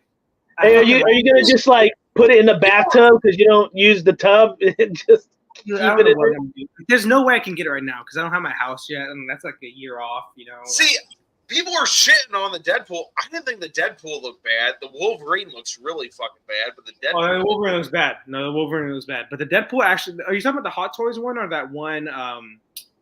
What is it? Diamond Beast or whatever it's called. I don't know what it's called. It might be Diamond Beast. I don't know. It's whatever.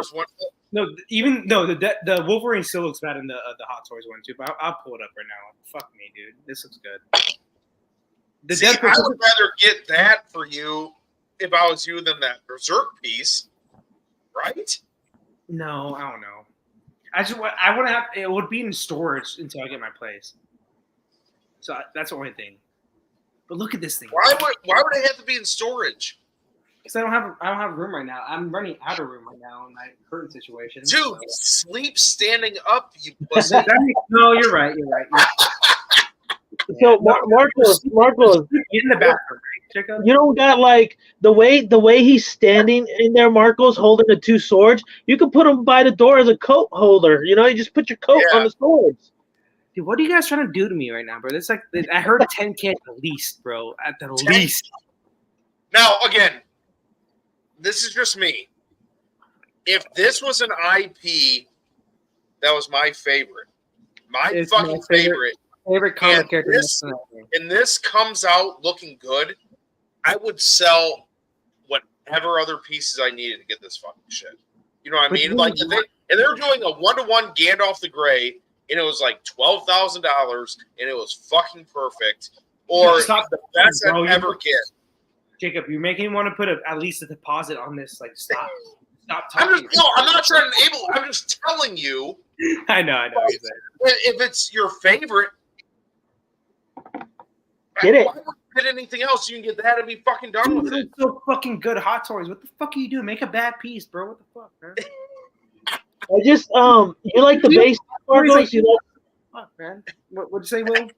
You like that base too? The way how Yeah, I like it. It's movie accurate because I know that one scene, the big scene with him and Wolverine fighting. It's like this. Obviously, it's like apocalyptic. Obviously, so I don't mind it too. Yeah, I like it. You know what I would have liked to seen? I would have liked to seen the dog underneath him, and then have that in the base. Yeah, that'd be a cool little. Maybe they do like a deluxe bonus. And that might be one thing you can just put there. I want to. For me, I want to get that probably. I want to care for it. I want Deadpool. That's all I want. Like, what about Ladypool? If it's Blake Lively, man, like that's some cheeks right there, bro. She got a little on her for sure, man. So no, but dude, like this is so much better than I thought it would be. Like first, why are two companies doing 1-to-1 fucking Deadpools? Like, what are you guys doing? Like, what the fuck, man? Stop.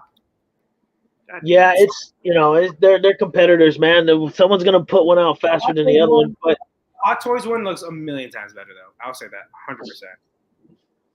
yeah, it looks pretty. It's pretty dope, man. I mean, you're a big Deadpool fan. If you can afford it, get it. Yeah, I agree with the Wolverine.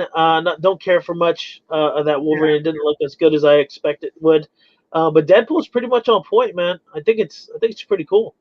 You know, and it comes with two guns, the holster, obviously. You know, dude, it's a good piece, man. It just, dude, if it's under 10K retail, I'll think about it. Like, if it's like what I'm saying under 10, I mean legitimately. If it's like $9,999, I'll think about it. That's. I mean, come on, Marcos. You made a comment earlier that you'll pay $8,000 for a Batgirl 1/3. So you're not too far away. Man, don't hold my word. This one's not far away. You're only talking about $2 more grand. So you just put the deposit down and you worry about the rest later, and then we'll do a live unboxing later on. There is no way I'm doing a live unboxing for this. Like, I would have to be in my house. Like, I had to have my house at this point. I would have to have like 4 friends over just to be safe on it, obviously, you know? Fuck you guys. I hate you guys so much. Like, you know. But this was like, after all my orders are done right now, this would be, if I get this would be like my piece for the year. Like, that's it, you know? And I had my biggest like focus is One Piece, and I haven't focused on it in a long time, you know, because I've been getting deals on other pieces, like, you know, say cheese, stuff like that. So, like, I really want to go back to focusing on One Piece because that is like my jam, dude. That's like my pride and joy. So for the One Piece, are you just trying to like do the line or what? Well, One Piece? Yeah. No, so I'm just trying to get. There's no like specific line. Like I know the characters I want basically. So there's like in the show One Piece, there's like Marines, there's pirates, and then there's like, you know, there's other factions too. So I know which characters I want. So it's gonna be around 35 character like statues. That's gonna be a big collection. Are you gonna get Gear 5? Yes, I will. So I have the Luffy bust, but I'm waiting for a better Gear 5. I'm just waiting for in my opinion, the perfect Gear 5. You know. You really like that Gear 5? I feel that it went way too goofier than the normal art. It needed to be, bro. It needed to be goofy because like his character is all about freedom. That's all he's about, like freedom and how people live their life. And his power is like the most freedom power of all time. He's because it kind of went into a point of Looney Tunes. He is a legit Looney Tune character in Gear 5. That's what he is. Yeah. I love it. I love it. It's one of my favorite power ups of all time. So, yeah. Yeah, I thought it was quite. I mean, I haven't really watched the series like you have. Yeah.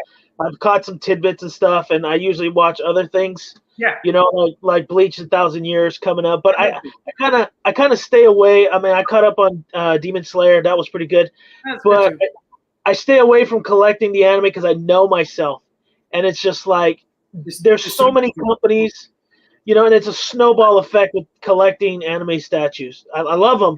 But I know once I get one, I'm screwed. I'm just gonna.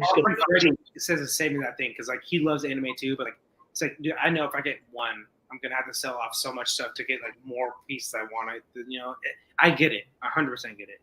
Money is finite, space is finite.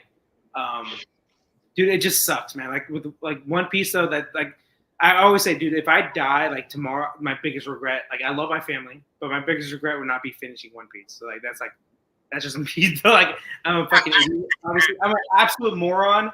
Like Jacob, think about it. Like, say you died when Tolkien was writing, and like he was just on Return of the King. You'd be pissed off, right? Like you're like, what the fuck, man? Like, you know, like shit. Yeah. Marcos, I had this same thought when Rings of Power first came out. If I die before I see this, I'm gonna I'll kill myself even though I'm dead. And then it came out and it was fucking terrible. So just be careful. Careful, they might fucking ruin it somehow. No, One Piece would never. No, but the thing with One Piece is it's one author. He's been doing this for 25 years now, so it's his story. Well, that's the same with Berserk, right? Berserk, it was like it's been running over 30 years, and then. But the thing about Berserk is that he took a lot of weeks off. The impressive thing about Oda, he basically writes at least 3 chapters a month. which Yeah. is hard because he writes and he draws, obviously. So Right. fucking, but he's what you call like a legit like prodigy in like manga, where he has a stamina because like He's like R.L. Stein with Huh? Goosebumps. what's He's that? like R.L. Stein with Goosebumps. But even better because he does it week to week. Every week he does it, like almost. So you know what Berserk like Kentaro Miura, like right, like he was different though because his art was a little bit more intricate than anybody else. Besides the Slam Dunks, I'm blanking out his name, but Slam Dunks and Vagabond's author. I don't know what I'm blanking on. He's one of my I favorites. can't remember his name. I know what you're talking about. But yeah, he's like him and those two are like the best artist wise. But god damn it, the alcohol just hit me. That's why I can't think of shit. I was like, damn, why can't I think of the names? Like, the alcohol. That's why. Well, I mean, Akira Toriyama was really damn good too. I mean, he's my like for anime, like for basketball fans. He's like the Kareem Abdul-Jabbar. He was the first to kind of ever do it. He was. Yeah. You put him in like today's game, he would be a fucking fossil. Let's be real. Like it's not his fault. What he grew up like, what the time he grew up in. Yeah, exactly. I'm not hating on Kareem. It's just what it is.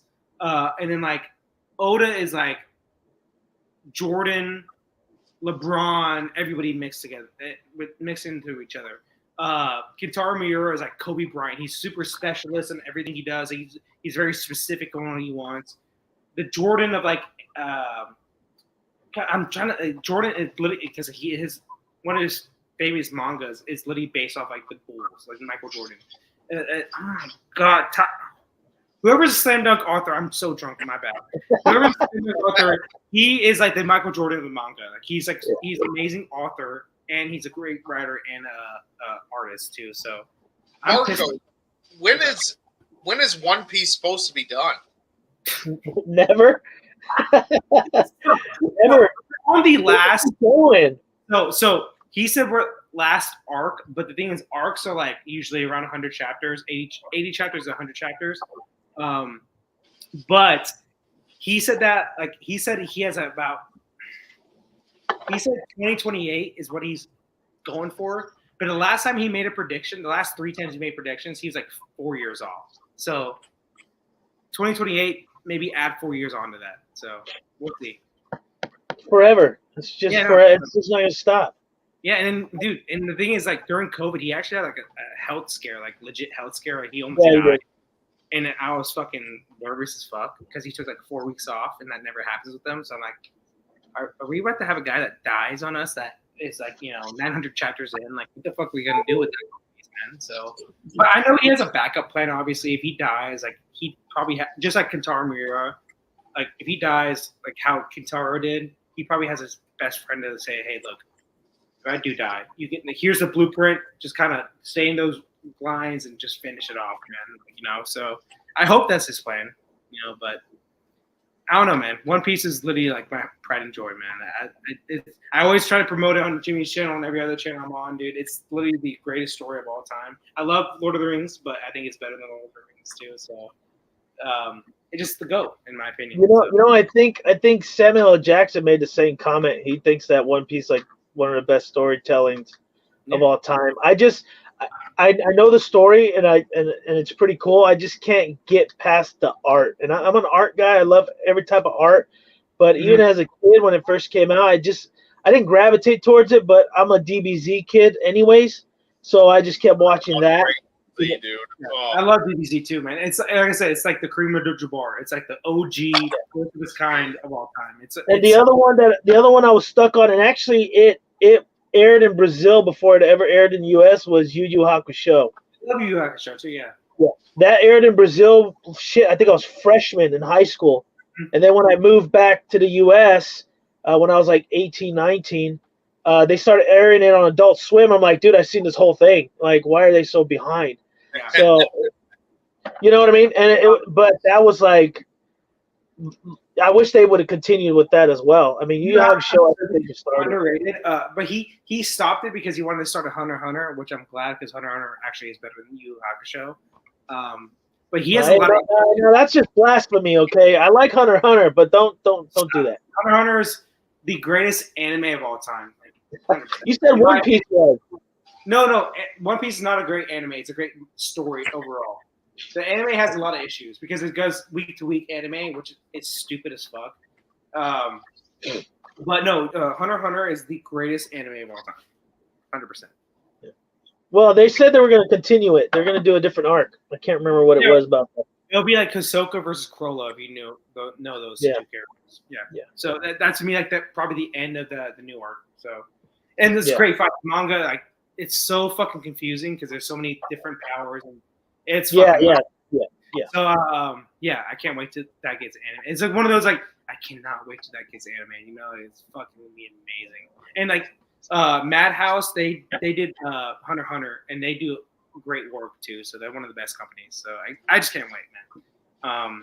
Yeah, man. Sorry we nerded out on anime. That's my jam, but well, I mean, we're not, well, I mean, this is a statue shenanigans kind of chat. So anything really goes, right? You're getting drunk, and I would too, but I got to go to work in the morning, so I can't wake up hungover. But you just gotta stay drunk, Will. You just gotta keep drinking. Yeah, that won't fly. That won't fly. Like when you're hungover, like what can get me out of this hangover? Another beer. But I did want to bring up too, and I know you guys have probably been in the loop, the announcements that's Sideshow has been putting together there. Anything in particular you guys like or want to see? I know they just kind of announced it. They really haven't teased anything. I think there's a Wolverine versus in there. There's a couple of other pieces. I can't remember off the top of my head right now. Jacob, do you have anything? I can go on if you want to do it. I'm trying. I didn't even see their announcement, to tell you the truth. So the one I really want to see is the Riddler, the premium format, because like all my Batman villains are in 1/4, so outfit perfectly. I need the Riddler. Yeah, but is that going to be an Arkham Riddler? Because it kind of looked like it. I fucking hope it's not, dude. I hate the Arkham Riddler. It's fucking awful outfit. I hope it's like either closer to Jim Carrey or fucking closer to like the suit, suit and tie Riddler. But if it's fucking close to the fucking Arkham one, I'm gonna be fucking so pissed, dude. Like blue jean, whatever Riddler he was, or fucking gross, dude. But Riddler definitely I'm very excited about. What else, dude? Like where are you guys seeing that? Where it's Sideshow Con 2024 Sideshow Con. The Beast. I love Beast. He's one of my favorite characters in X-Men. I love what we've seen so far. So that's cool. I'm probably not going to get it. I love that Iron Studios 1/4 Beast, though. That's a great piece, man. Yeah, because they announced MODOK, but it's just MODOK. They didn't do a picture or anything. So interested to seeing that. Yeah. They announced Magneto. That's cool. I think they showed Magneto too. They showed Magneto. Yeah, he's on there. That's cool. It's a good piece too. Like if you need a 1/4 Magneto, I think that's probably the one you go with. It's probably gonna be 800 at most, all in, maybe 850. Yeah, something like that. Yeah, check it out, Nick. It's they got some interesting things. They got Batman Darkest. What's that? Darkest Before. I can't even read that. Oh, so that's like they're doing their own. And it's like that, that Harley and Joker Dio they did. So yeah, yep. I think that's gonna be like in that like a realm of what they're doing. So they're doing Aquaman as well. That would be cool to see. I like Aquaman, Fish Boy, Shark Boy, whatever his name is. That's so it was the Hulk versus Wolverine, another one. So I don't know about that one. It's I think it's gonna be the same exact thing as the last one. Remember that Dio they did? Yeah. But I think it's gonna be a brown suit Wolverine with a gray suit or gray skin. That's my opinion. They got a Bishop, Kill Beast, Wyndham. They're announcing a lot of stuff, Jake. There's a lot of stuff on there. I figure you guys were in tune with it. I know I saw it. I couldn't remember everything that was on there, but.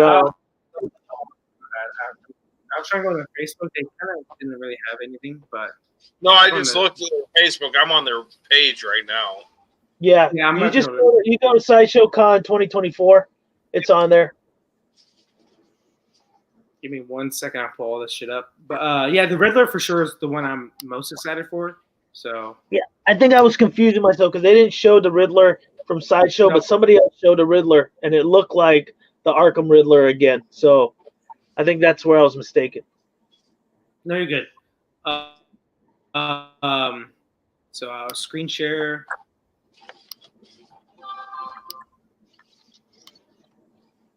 How about you guys though? I'm having a good time right now, man. Good time, man. Shit. So there we go. So yeah. Yeah. So yeah. Peacemaker. So I think the What's so the first one Peacemaker one? Peacemaker, Uh, DC. Yeah, No. DC, What's the piece? Or are they just saying Peacemaker? They're the same piece. I haven't shown anything. So the first one was the Wyndham vinyl figure, then Gil Beast, and Django vinyl figure, and the Riddler was like the first big one people really liked. So Right. So the Riddler, and then Luke. They've actually shown the concept art of it, and it's actually a pretty good concept art. But Luke Skywalker, it's like him going into the X-wing in the first movie in the New Hope. So Bishop, we don't know anything how it'll look. Same with the Riddler. Peacemaker. They came out with that on 4th of July, which is actually a great marketing idea. That's like brilliant. Vampire's Lust. Don't know anything about that. Sorry, people who love it. Cad Bane, great for Star Wars collectors, 1/4. Hulk vs. Wolverine. This is one we were talking about. I think it's gonna be great. You know the last style they did, Will? Yeah. I think it's gonna be just the same as that thing, just a gray Hulk and a brown and yellow Wolverine. That's my opinion. Yeah, I think so too, based off the coloring of that image. There's a lot of brown and kind of grayish in there. Yeah. Yeah, that's what I think too. And then Beast, they've shown a little bit. I can show after we go through all this stuff, but the Beast premium format actually looks pretty cool. Like the idea. I saw that one online. Yeah. I did see that one. Deadpool. They showed this a long time ago, but they finally showed it 6 scale. You know, I'm not a huge 6 scale person, at least in the figure wise. Almost all my anime pieces are all 1/6, but they're all statues. Yeah. They're you know They're huge. Yeah, they're huge pieces. They're not like like a typical 1/6. So Yeah. I'm actually curious about this Harley Neon Dream one. So I want to see that. Aquaman, you talk about that. Lord of the Deep. I hope that's actually close to a throne piece because Aquaman, because he is a king, it makes sense, you know. Well, I mean, if you haven't seen some of the custom ones, there's an Aquaman that one. I love that one. What's that? I love that throne piece you're talking about, the Aquaman, and it's so good, dude. Yeah, but I try to get the commissioner to do 1/3, but there wasn't enough backing, and he said the base would be way too big. Yeah, it'll be probably 80, probably wide and deep. Yeah. It's a massive, man. I told him I wanted it anyways, and he's like, not without backing. Yeah. So this that Harley and Joker has a lot of controversy. I would say, like people just don't like it or they love it. I don't care for it at all. I don't care for it. But I think this Darkest Before Dawn, I think this is gonna be the same as that like IP as this, you know, the Harley and Joker. Yeah. So I think it's gonna be like a complementary piece of that. Art print, Avengers Assemble. For art print, that stuff doesn't look that good. Slayer, the Undying Blade. It looks pretty cool. It's that what IP is it's like their own IP, but what is it called? It's like something of the dead. Yeah. Court of the Dead. Yeah.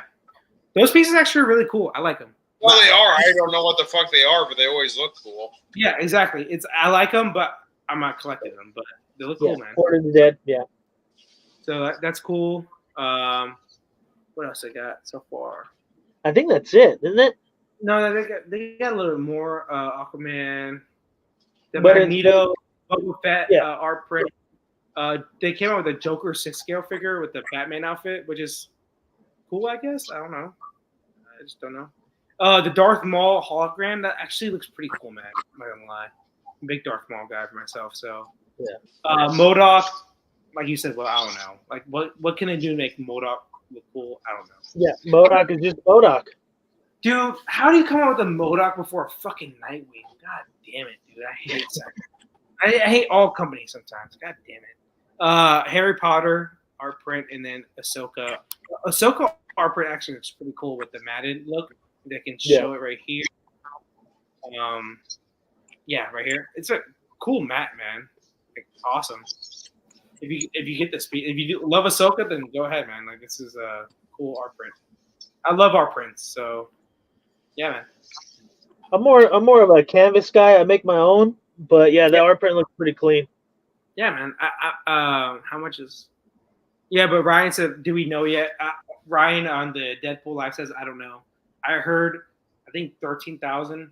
So it's gonna be expensive. It's 1-to-1, so I get it. Do you think Queen Studios will do one?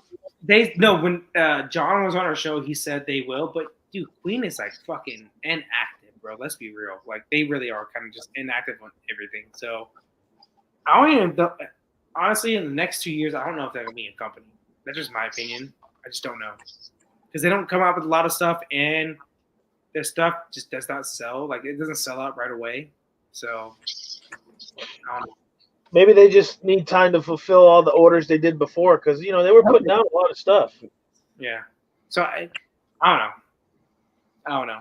But they come up with good stuff. So like, there's a thing that kind of sucks. It's like if they do go under, they're a quality company. They do have issues just like every other company. But I don't know.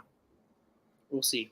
Well, think about it this way too, Marcos. It's like how many factories do they have that are high quality factories, and what's the waiting list on each of the items they want to put out that's licensed against Prime One, against Sideshow. I mean, you got all these companies fighting over these, certain factories. Company. Yeah, I mean, I know. I don't know who LBS uses. Maybe they have their own. I've never talked to Jake like that to know if he does his own thing. But unless you're like XM and you have your own factory, then you don't got to worry about competing.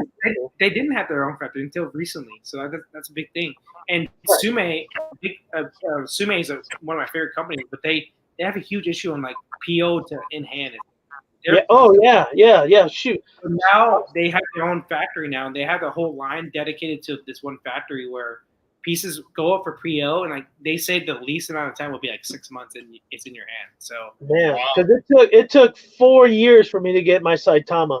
It's nuts. Like my Blackbeard has been 3 years. I paid it off 2 years ago, so like I just been waiting. But that's my most anticipated piece of all time. So.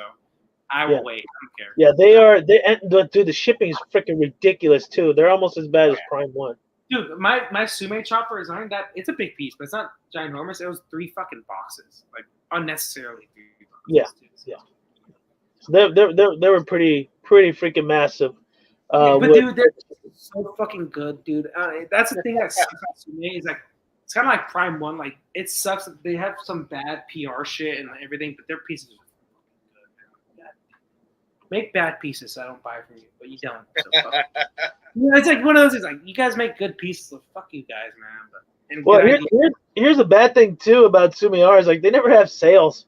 They're just so damn good. They never have sales. It sells out. It really does. Like it sells out as they're close to selling out. So like they don't give a fuck about sales. Like like I don't give a shit about that shit. So yeah, that's the thing. It's like they know they're good. Like and for the anime community for sure, they know they're good.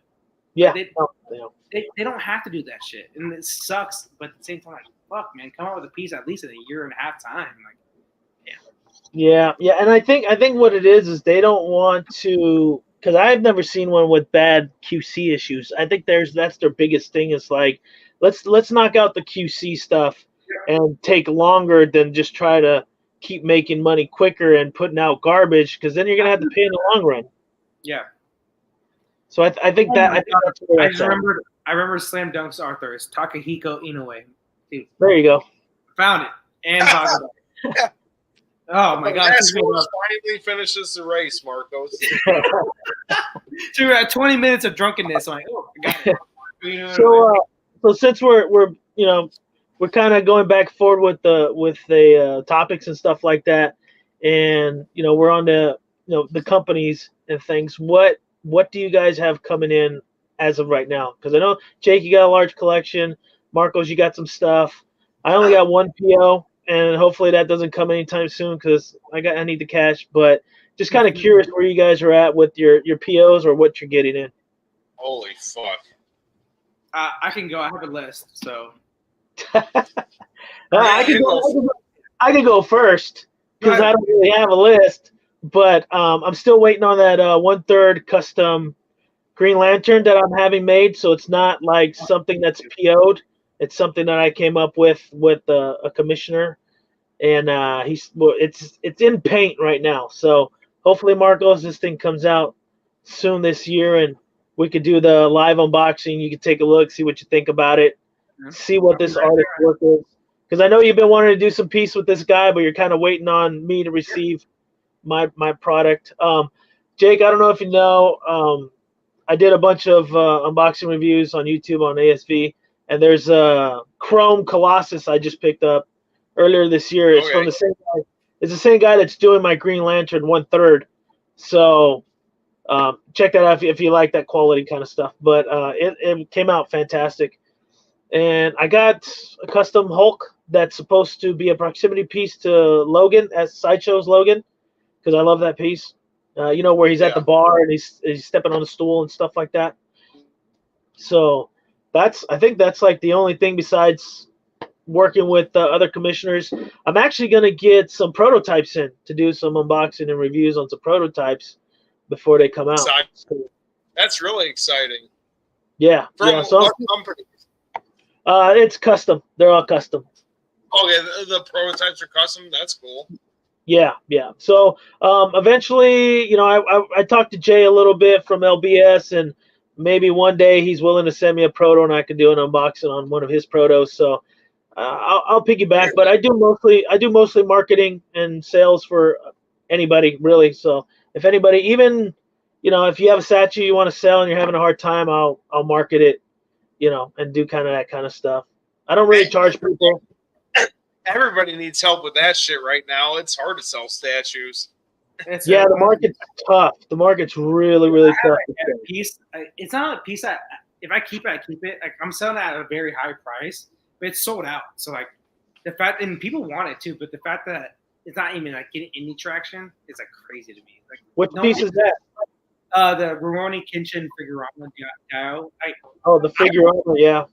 So I'm 100%. There's a little issues with that piece too. So that's the thing I would have to tell people. Like, putting it together is a fucking nightmare. Like, it's scary. Like, you have to kind of bend some pieces to get in the keyholes, because like a lot of pieces are 2 keyholes, you know. So yeah, you have to like kind of fucking bend some pieces. And I hate that feeling. Like, when I was doing it, I'm like, I don't like this at all. You know, I just, for me, I was like, I fucking hate this. Like, I feel I'm about to break a fucking leg. You know.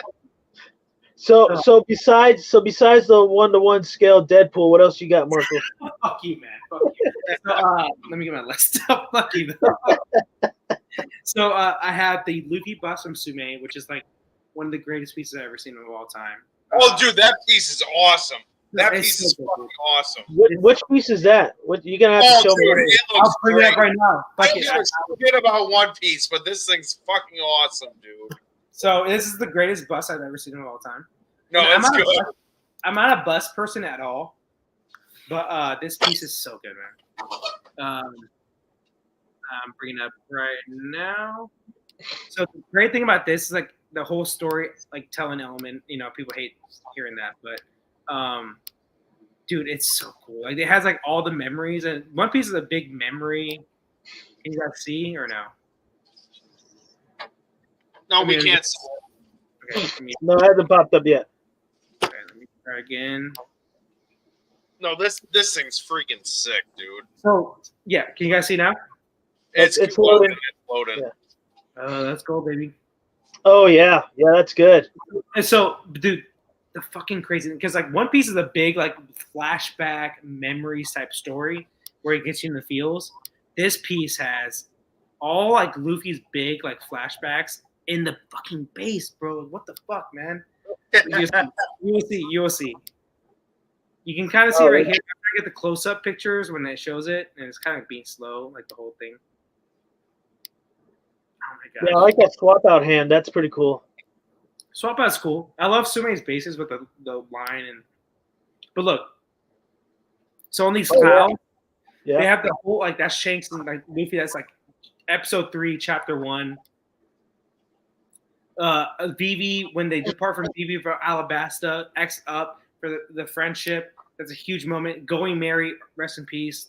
What is that right there? I can't see. Oh, Luffy punching Garp, his granddad. Like, dude, Luffy losing Ace, his brother. Luffy with Ace and Saba right there, clinking the brothers right there. Saba right there when he realized he was alive again. Him versus Katakuri right there. He breaks the glass. As you can tell, I'm a big One Piece fan. I know every scene. Yeah. So no, but dude, it has all the big moments in the whole anime and manga in the fucking base, dude. Like, what the fuck, dude? Yeah, it looks good. Cool, dude. And then obviously the Luffy part of it is really good. Like, look at that detail right there. You know, like, I just for me, I worry about the waves with those small pieces for breaks. That's the only thing. But other than that piece is pretty fire. So good, man. It's like, okay, so my bad. So I got Luffy bus. That was the first one I said, and we went on that tangent. Then Blackbeard from Sume, which is like my favorite piece of all time. It was my third PO. It still has not come in, but my third PO of all time, and can't wait for that piece. And then Going Mary from Infinity Studio. Going Mary is the first ship that the Straw Hats have in the One Piece. Yeah. Crocodile. It's already paid off. It's just shipping from China, so it just didn't take a while. Man Bat custom. Well, you know what piece I'm talking about, right? Yeah, I know what you're talking about. Yeah. I told you we're gonna do an unboxing on your show too. Yeah, we got to. I have Alfred on PO, but I have a friend that might take that PO for me. The 1/4 Alfred, because Jay's he's trying to get a 1/3 Alfred, so I want 1/3 for Bat Family. That's me. Right. Yeah. So I might just sell that off and get that. And then what else I have? That's the Alfred where he's holding the suit, right? He's just standing there holding the suit. He has a teacup thing too, as well. Yeah. So that I have more POs. I haven't updated my list in a while. So Theoden. There we go. Theoden 1/6 from fucking Weta. Damn, I have more stuff. I haven't updated this list in a while. Actually, shit. Trying to think. Off the top of my head, that's probably it right now. Oh, Parasite from our friend Will. You know. Yeah. That's a good Parasite, man. I think I got like 5 left. He's my favorite in the Superman animated series. He's my favorite villain. He's So let me ask you a question because I've been pushing our friend here that's working on that Parasite. He's doing an Ultraman too from Earth 3. Yeah, I think you've seen that, right? His Ultraman. Yeah, I've seen it. I'm really interested is the Brainiac. I want to see that. The Brainiac is crazy good.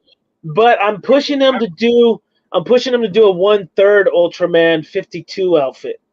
Mm-hmm. So I think that would be good, and that Brainiac in 1/3 would be freaking fire, man. That thing is so good.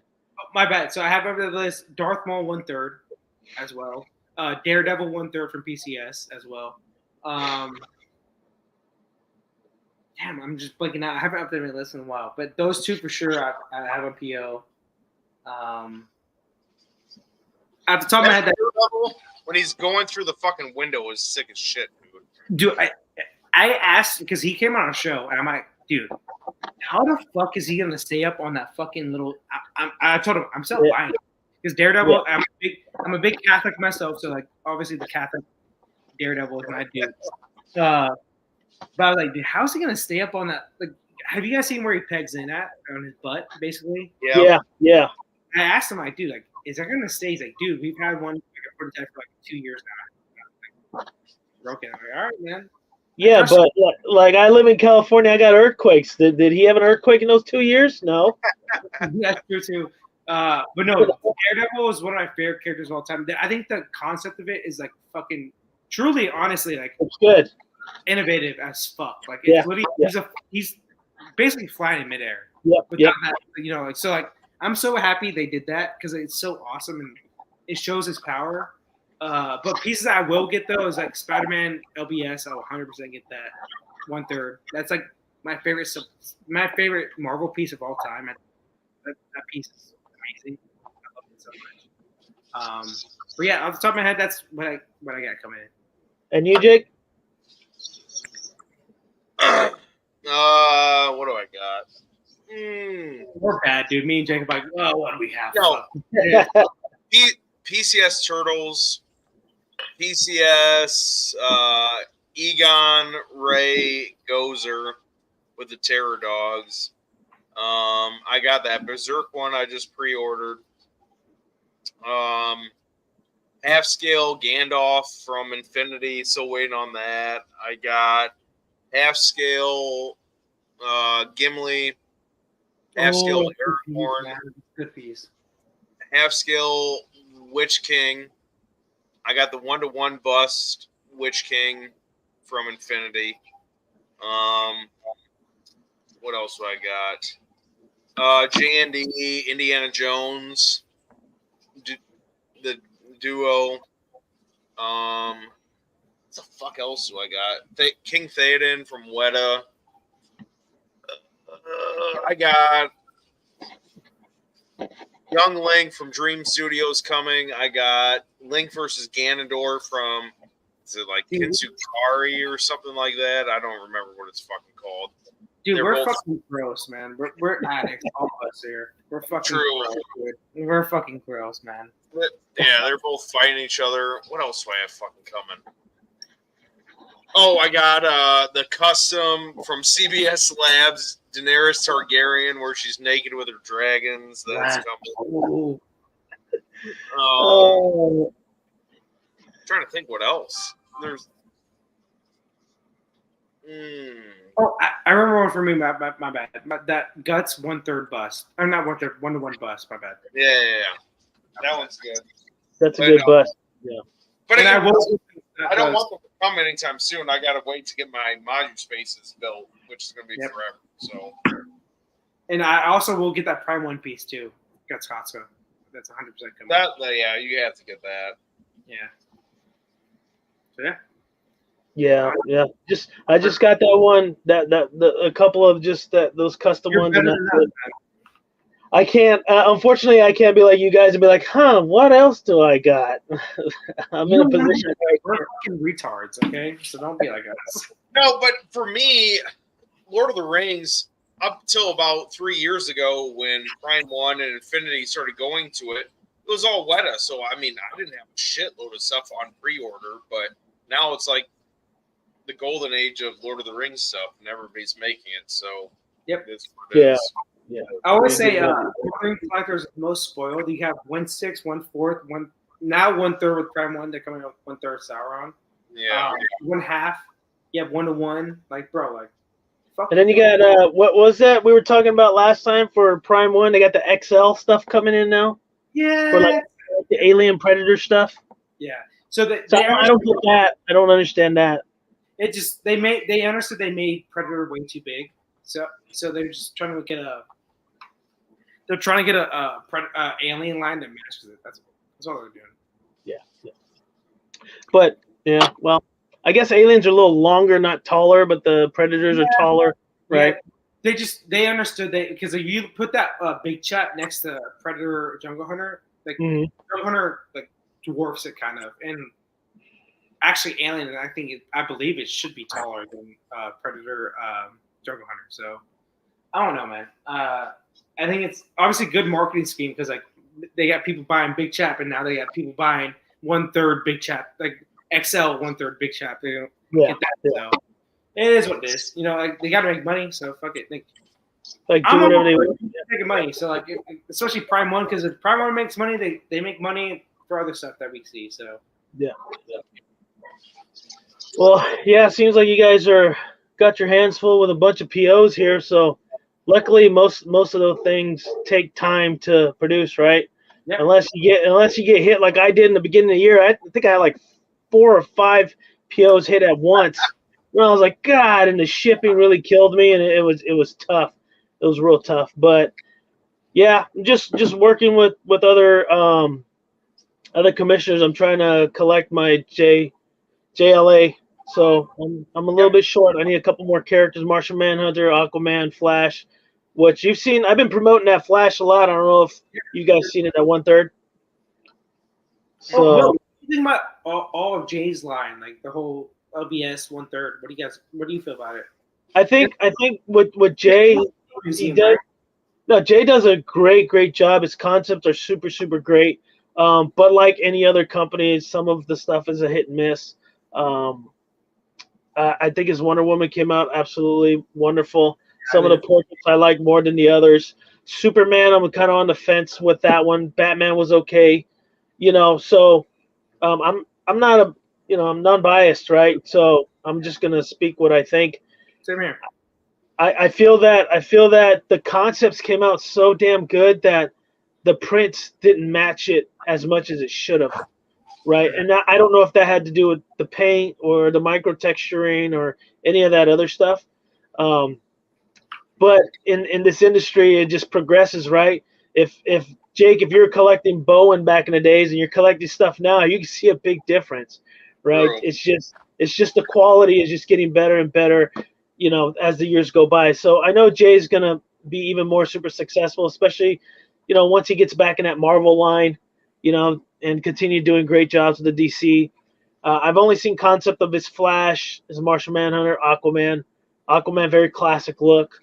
Yeah. Flash is got all that lightning there, but I haven't really seen like a 3D render. It's just that the drawing. So I don't care for the Flash's pose either. He seems like he's like stretching. He's kind of like too far back. I don't like the Flash either. It needs some work. He needs to do some adjustments on that. But that custom Flash I promoted, and Jake hasn't seen it, but if you join ASV, Jake, if you like to, just scroll down or type in Flash, and you'll see it. I promote a bunch. I subscribe to your channel during this, so yeah, no, I'll find it. I appreciate it. Thank you. I did on YouTube. I did do a short of Flash. I did a short of Donna Troy. Some of the things that are for sale out there, and if people are interested. But the Flash one, I really love that Flash. I think that custom piece should have had a little micro texturing in the suit, but it's more comic based, so it's smooth. But the shading and everything looked great. And the best part about this Flash is the real estate. It's like the base is very condensed, doesn't take up much room. It's 28 inches tall. Really good for anybody that doesn't have the space. Are you real quick? Are you Barry Allen or Wally West? I'm a Barry Allen. Okay, me too. Yeah, I like Barry Allen. Wally West is great. He's great, but I just kind of grew up with Barry Allen. Michael Turner style. I really like the Michael Turner style. I was so mad with the because I love Justice League animated series, like the Cartoon Network show. I was so mad when they made a Flash Wally West. Like, it like the OG, like I know there's what's his name, the first Flash, but like we all know the real Flash is Barry Allen. He's like Barry Allen. Yeah. It's like I don't know. It's weird. And like I love Jon Stewart too. Like he's one of my favorite Green Lanterns. But like we all know the real Green Lantern is Hal Jordan. Yeah. So the Green Lantern I have is Hal Jordan that I asked for. But yeah, it's just the Martian Manhunter and Aquaman. And I'm just cutting that Aquaman I was talking to you about. I needed 1/3, but he's only doing quarters, so it's like, well, I got to find somebody else. So maybe.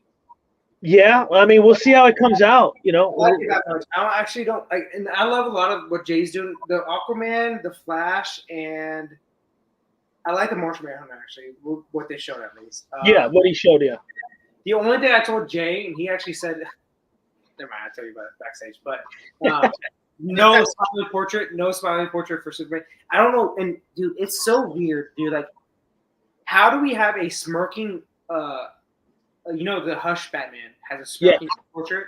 How the fuck do we not have at least a smirking portrait for fucking Superman, bro? Like, just please, like, am I fucking going crazy that this guy is like supposed to be the happiest guy of all time, even though he's saving everybody's life 24/7? Like, it just blows my mind, dude. Like that Superman in every statue form is fucking pissed off at the world. I don't know. Thank you, Aiden. Please, Aiden. It's just so annoying, dude. Like because it's just like because it's like the Zack Snyder thing. Zack Snyder made Superman pissed off at the world, which he's not. Superman, even with Paul Kent dying in the comics, he's still a happy-go-lucky person who just wants to help people. That's all he wants to do. But how could you not be happy knowing that your penis has the strength of destroying anyone? You know what I mean? Like, and like, how do I get with a smile on my face every day? Yeah, and I love in the animated series of Justice League, he when he fought Darkseid, when he knew everybody was like gone in the city, he's like, I can finally go out, you know, full out. Yeah. He's like, I've been holding back my whole life. You know, like that's so Superman. I love that about Superman. He's like, he's in a big city. He's like, but Zack Snyder, he made this dude a fucking mass murderer, bro. Like, honestly, it's so annoying, dude. But well, maybe Zack Snyder's version of Superman was Earth 3 Superman. He's actually Ultraman, and he's just a dick. shit, that's what it is. Earth shit. Fuck Zack Snyder. I hate him so much. I really do. But I'm sorry, but not on Cavill. Cavill wanted to do everything that I would like for Superman. He wanted him to be a very good person, this and that. But Zack Snyder obviously had the keys. And at that point, Cavill was not the actor he is now. You know, he came in as a very green guy. Mm-hmm. So, yeah, so he had no, like, pull and anything. Ben Affleck on different. I do think he had the best outfit in the first movie, the Batman vs. Superman. That was the best Batman outfit we've ever seen. So, oh, there we go. There we go, Jimmy. Jimmy's going to do a live stream of that, too, when he puts it together. Good luck, man. Yeah, that's good. The first one always takes the longest, and then the second one half the time, the third one half the time. He has Brian coming on, though, to help him. Like, he'll be in the show with us. How many is Jimmy getting? He has one big-ass one coming in for, like, his whole movie wall, and then I think he said if he likes it a lot, he's going to get the other side, too. So, like, Jimmy, if it's your whole wall, like, how many maxes or DFs would that equal? Like, he has a custom that's going to be, like, ginormous. It's going to take up his whole wall. Well, I'm assuming the wall's a bedroom wall's like, 10 feet? Yeah. Maybe 15? It's going to be fucking huge. Like, he showed us, like, renders of it. It's going to fit, like, a whole queen bust plus 1/3 next to the side of it, and then another portion is going to fit another bust with 2 1/3 on the side of it, too. So, it's going to be huge. Yeah. It's going to be as big as probably your wall right behind you, too. So, yeah. But, yeah, not bad. Get on tangent about Superman.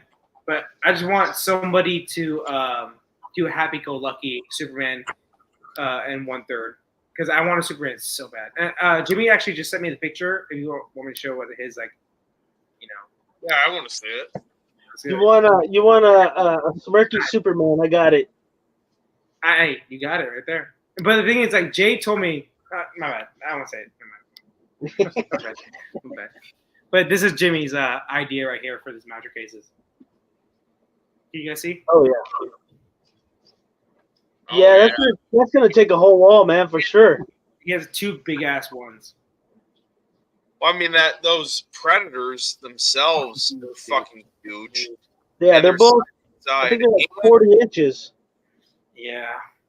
And that fucking Queen Studios Terminator is fucking huge too. Yep, and like I said, he has 2 1/3 on the side of both the buses. I knew he was doing that. But I think he said he's waiting to see the 1/3 XL alien pieces because if it's not good, he's going to go somewhere. He's going to do something else. I think he said. So Brian's going to fly to the U.S. to help? No. So he's going to be just on the show with us. Like, okay. Like, holy fuck. Yeah. He's like, I like Jimmy that much to fly out there and help him build this thing. Brian's a good dude, though, man. He's a really good dude. Oh, Brian's great. Yeah, their products. I'm so close to getting them too because Todd's pedestals he has. Fuck Todd. God damn it. He's come out with the price. I know the price range is like $500 for like the standard version and like $700 for like the elite version, I guess he said, for the pedestals. But they would match up perfectly with the Magic Cases, you know? So kind of screwed on that. Fuck me. I don't know. We'll see. Fuck you, Todd. I love you, Todd. But Jimmy, are you doing white backgrounds, or is it going to be black? So I think he said white. Yeah, okay. I think he said white the last show also. Yeah.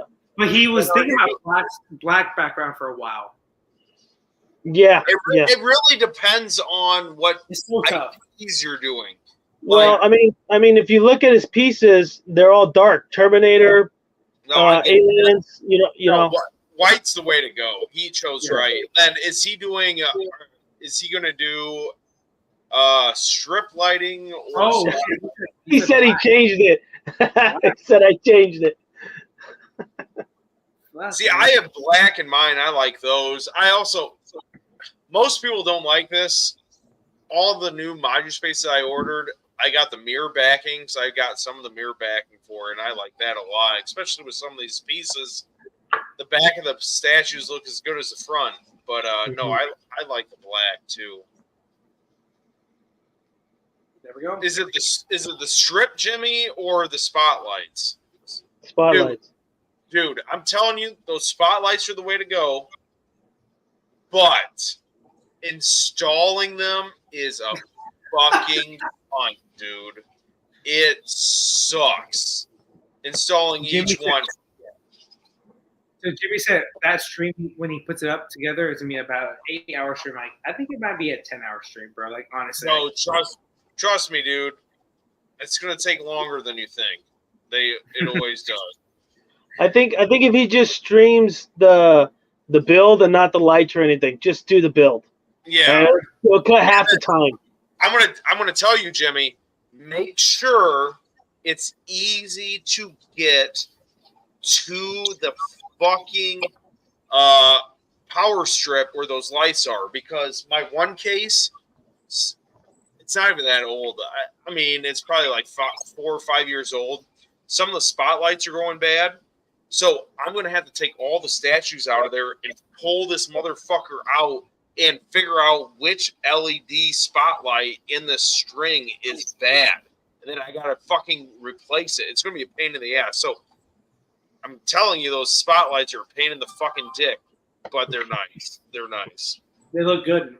Whatever. Dude, like I said, Jacob won our Alan Kiefer Award last year, man. So you have to come on the show that week, Jacob. You have to when we get that award out, because like you won it, man. You have to come on. So you have to come on, man. But dude, this dude's collection is amazing. I remember we all saw like in our group chat, like this guy's 100% winning.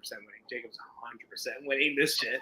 But dude, like, I love how Alan, like, because Alan's such a good guy, man. Like, you know, he has like his collection is so good, man. It's so refined. He said though, like just like you said before we got on, Jacob, he said, I've been doing it so long. I've been through the ups and downs of where my mistakes were. Like Alan's collection right now is like a perfect spot, you know, like he knows. Have you seen pictures of his full collection? No, and we're gonna get on Godlike statues. We're gonna get a full room tour, because he's getting one side like a wall put up basically with the, you know, statues right now. But he's gonna do a room tour of everything. So what state does Alan live in? I can't wait, man, because like his collection is truly like one of the best collections. Just the back he shows us. And he says he has like 4 different areas that look just like that. I'm like, you're a fucking madman. You're a fucking madman, dude. If he looks that good, like that good right behind you, dude, you're a fucking animal. And like, so, hey, Marcos, we're getting on the 2 hours and 30-minute mark, and I gotta get hit the bed because I gotta get up at 4:30. So, yeah, man, I just want to say thanks for bringing us up. Thanks for using my channel. I had a blast just chatting and doing the shenanigans with you guys. Unfortunately, I wasn't able to get drunk. So, and I wish next time we do this and we have a blast again. I'll have a bottle. Maybe I'll do some old fashions and stuff like that, and kind of sit with you guys. Jake, it was a pleasure meeting you. Thank you for coming on the show. Thank you, Phil, and thank you, Margos, for inviting me too. No, this is fun. Thank you. Yeah. I just want to have some of my friends, like we said before. I don't care like one person watches us. I just want to talk to you guys. You know, have a good time. I don't give a shit. Yeah. So and I just want to thank everybody for tuning into the chat. Jimmy, again, my condolences to you, man. You know, my heart goes out. I know how it feels. Aiden, thanks for tuning in. Anybody else that tuned in to ASV Collectibles, there will be some prototypes. I don't know if Marco's heard. I will be receiving 3 to 4 prototypes from custom groups, and I'll be doing the reviews on those. And also check out ASV Collectibles on Facebook, and like and subscribe ASV Collectibles here on YouTube. If you guys like this sort of stream, Marcos, Jake, and we could do some more, and we can just just kind of shoot the shit and bring up anything you guys want to bring up, especially statue related, because we're mainly statue related. But yeah, the whole nostalgia with the game thing and some of the anime stuff, I really love this sort of conversations.